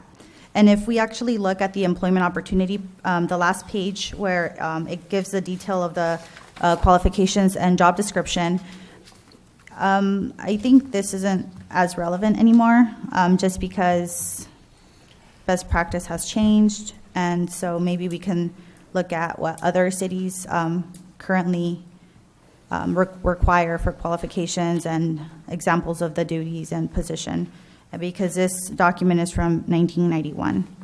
So I looked at them like 1991. Wow. How long ago was that? The other thing is on page 2 of 102, page 2 on that. At the bottom it says education and experience, graduation from high school, 1 year experience in public safety, parking, or code enforcement, ability to read, write, and speak Spanish. I would like to add English in there. That's important. What? Because there's no, it just says read, write, and speak Spanish. I mean, I think those are added qualifications. this is actually a job description of a current position that's already filled in our city. But I mean, if you just say Spanish, I mean, you need to be able to speak English and Spanish if you're going to, or it should say bilingual, but it shouldn't just say speak Spanish. It's just a clarification issue, that's all. Mm-hmm. Perhaps this could be reviewed by like the HR manager. But usually, any time I list that, it's just like added, like a wonderful thing to have to better serve the community. I'm sure that any job would Or not any. I don't know now. And I wanted to add that this position, Wow. this position actually came to light. Like it opened my eyes when I did the ride along, because I'm so nosy, right? So I'm asking the officer everything, and we went in the office, and I'm like, "And who are you?" Like this random guy. He's like, "Oh, I help with the parking and the traffic," and I'm like, "Tell me more." So that sort of spearheaded this, because I did have in the back of my mind the ongoing concerns of the community. So I think doing those types of things and activities further our ability to make good decisions, I hope. Yeah, I think we could definitely review this in our new budget, upcoming budget. So pretty much there's no directive on this other than the fact that we will look at it in our new budget. Right? There's no receive and file. Okay, so do I make a motion to receive and file it? Can I get a second? Second. All in favor? Aye. Aye. Thank you, Myra. Number 4, update on Z Medical billing and warrant register. Mayor and City Council members, staff did have the opportunity to review the billing, and the reason there was a number of warrants there, the billing included the months of October through January. But at this time, we are taking the opportunity to look at our first aid program in totality. We're seeking proposals from other vendors. We're discussing possibly bringing the program in-house and having each department be responsible for their own first aid kits.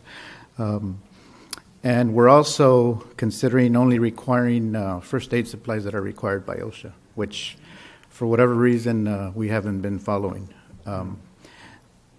And then lastly, we are going to be in discussions with Z Medical to return some of the supplies that we have that we don't need. So we'll be happy to report back, on what the results are there. I have a question for Mr. Gomez. Did you talk to your employees about, or your department in regards to this? I mean, this affects primarily recreation, correct? But citywide. Well, yeah, we have first aid boxes citywide, but I'm sorry, I'm not understanding your question. My I mean, apologies. from what I understand, this last time, it seems that we have to refill these cabinets. Yeah. Often. Did you talk to the employees as to the issue? Yes. Basically, the Z Medical works with staff from City Hall, and when Z Medical does come out to our facilities, the role our staff plays in it is our staff will go to the facility to meet the representative to give them access to the box. But there was also a mention of having them record when they're going to be taking any supplies. Oh, right. That was suggested at the last meeting. So yes, we do have a list up at the first aid boxes for staff to sign out when they do take items. Yes. So that's already in place. Yes. That's in place in the Human Services Department, and we're going to be rolling that requirement to all the facilities citywide. Well, I'm glad that you looked at the bigger picture and seen options in it, and I'm sure we could come up with something better than we got going now. So thank you very much. Yeah, no problem. So when they resupply these first aid kits, did you actually get an invoice stating what they install, what they put in there? Yes. I mean, like maybe 2 or 3 aspirin containers or whatever it is. So you Yes, actually we get a detailed invoice, and the staff that typically were there to open up the facility and allow them to restock usually signed, the bottom of the invoice. Mm. And are these boxes all behind counters and in places that are secured? Yes. Okay.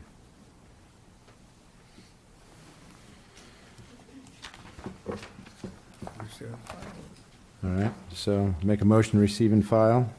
Second. All in favor? Aye. Aye. And so we're going to go to oral staff reports. And Mariana, do you have any oral staff report? I do. Oh, I'm sorry. Staff reports. I'm sorry, I missed new business. Let me ask about new business first. I missed that. So do you have any new business? I Mary do. Ann? I was just going to go down the road here. Mariana, do you have any new business? Hank? No. Yes. Myra?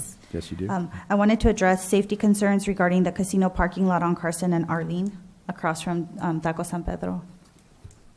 Safety issues? Yes. Okay. Traffic safety issues. You're adding it to the agenda? So you want to agendize that for the next meeting? Yes, but I can't talk about it because it affects me, right?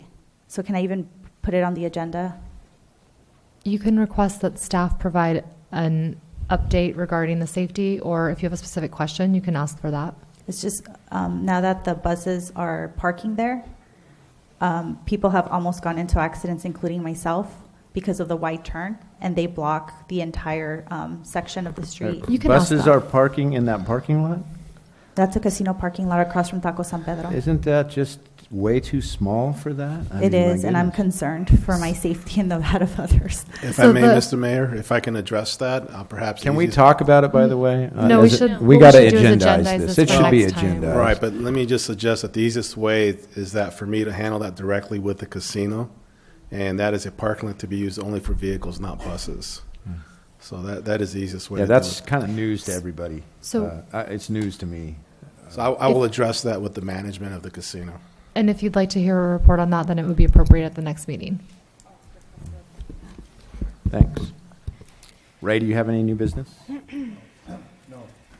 Okay, nor do I. Okay, we'll close new business. Oral staff reports. Mariana, do you have any oral staff? Sorry, we go to staff reports. This is council. What did I just do? How am I doing this then? Do I have a different?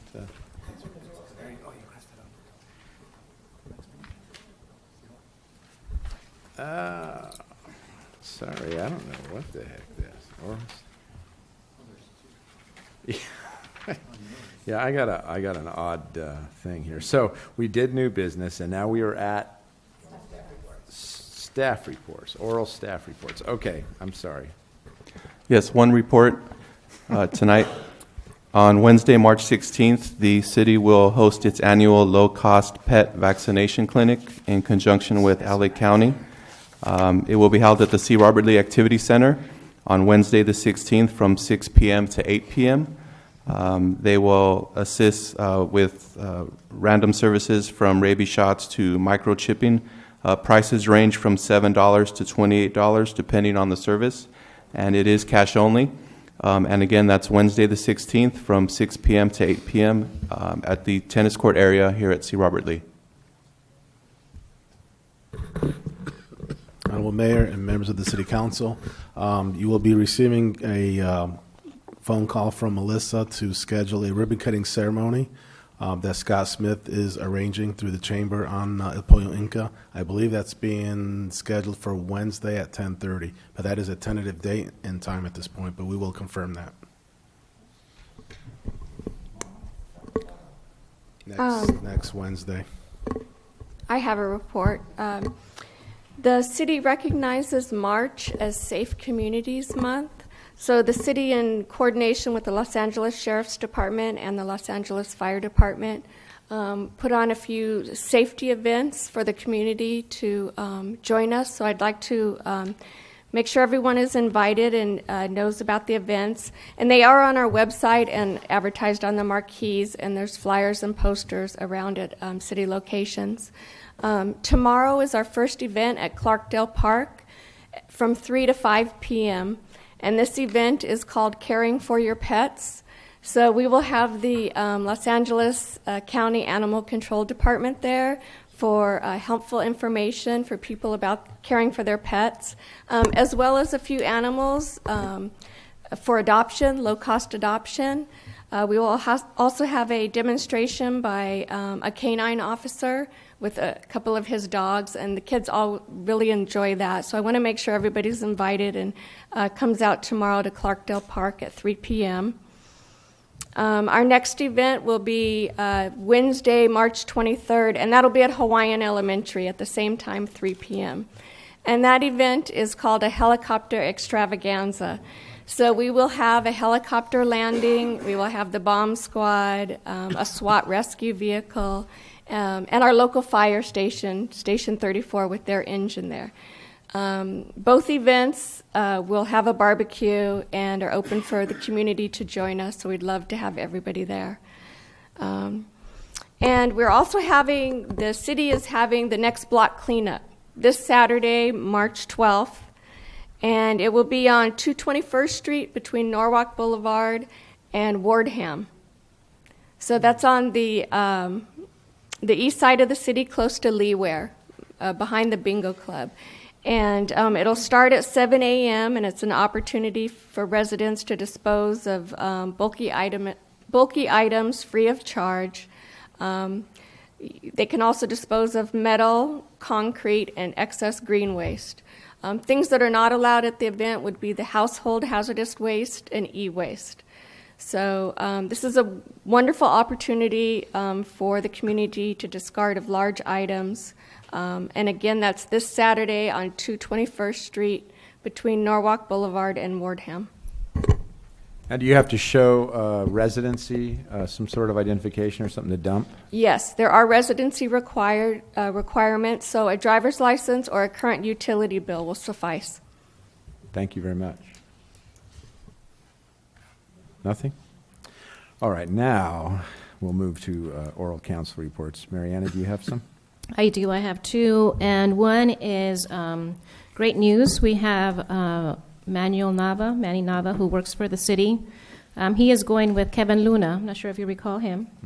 Mm-hmm. He's our local boxer. He's going to Argentina to qualify for the Olympics. So they left today, and so we wish him much luck to them, and hopefully they'll do great. And the second thing is that I had the privilege of going up to Sacramento to Mr. Rendon's swear-in. He's our assembly member. He was sworn in as the Speaker of the State Assembly, and it was just a complete privilege to be there and to see him be sworn in, and the joy that brings me and obviously our city residents, as he is our representative for the area.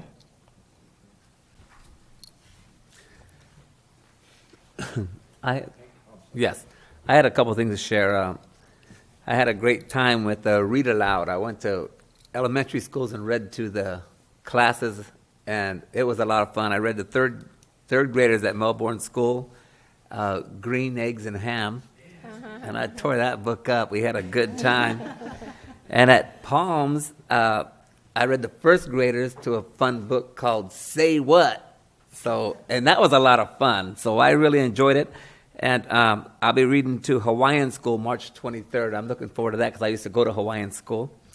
And this last weekend, I couldn't be at the baseball opening because I was in San Jose, where Senator Rendon was there as a guest speaker. And this was called a WELL conference. It was Water Education for Latino Leaders, and they showed us how serious the drought is, even though here we don't really see the effect. But Northern California, there's schools that have no wells, so there's no drinking water. They bus in bottles of water, and I had to ask twice because they said that their land has dropped 11 inches because the water level is and I couldn't believe it, but it was very interesting. So I'm going to just address the community, TV land, to conserve water. I know we're doing a great job. Mr. Rodriguez says our lawns are turning gray, other cities are turning green, but they told us to get a coalition with the other cities to tell them what we're doing and find out what they're doing so we can hold each other accountable because it's getting that bad. And so I just ask that you continue turning the water off while you brush your teeth. Only sing one song in the shower. And let's just continue working together with the rest of the United States to wait for El Nino.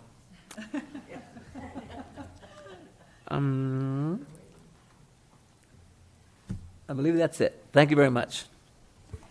I just wanted to thank Jeanette Arias for providing a free legal fair last Saturday. It was a great turnout. We had 6 attorneys from different disciplines, and it was a great opportunity for our residents to come and address them with legal concerns.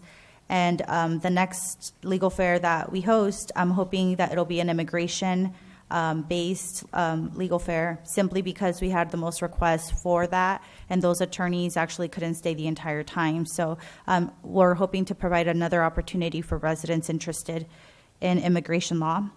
And I wanted to thank Frank for inviting us to the Little League opening day. It was a great event, and the kids looked wonderful in their brand new uniforms. So thank you. You have anything, Ray? Well, everybody already said it. Well, we attended. Oh, there's one you missed. We went to see. Norwalk State of the City.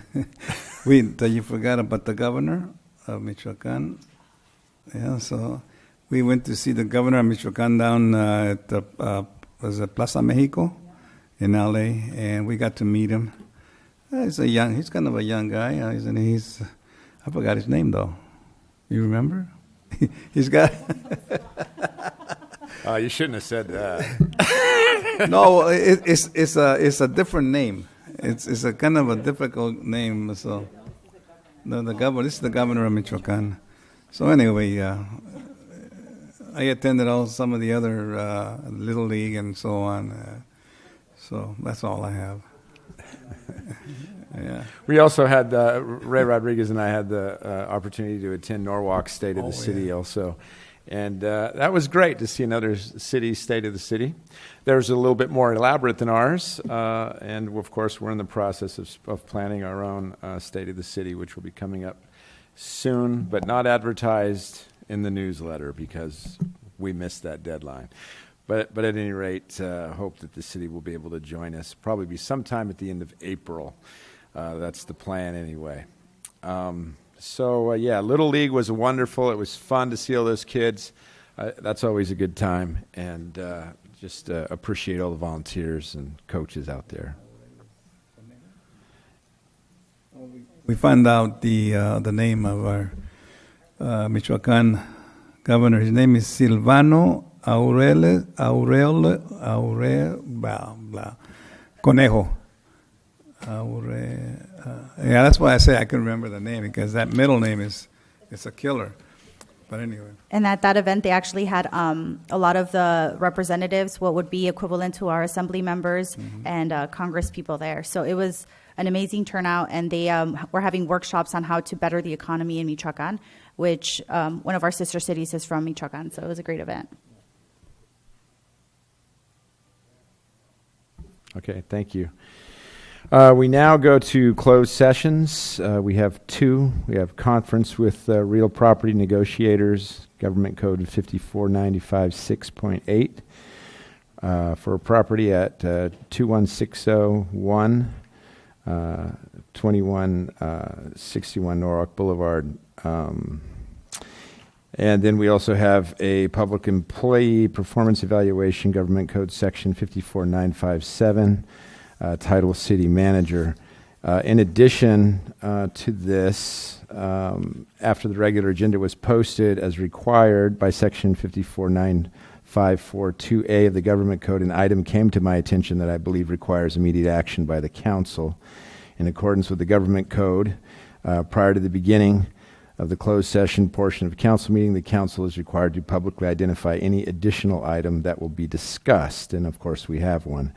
And if 4 or 5 of the council members agree, then this item requires immediate action. The council can discuss it during the closed session.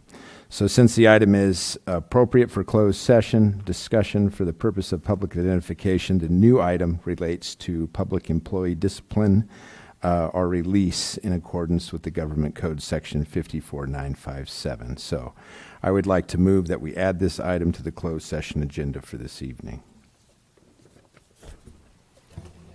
I'll go ahead and second it. All in favor? Aye. Aye. Aye. Okay, we will move to closed session.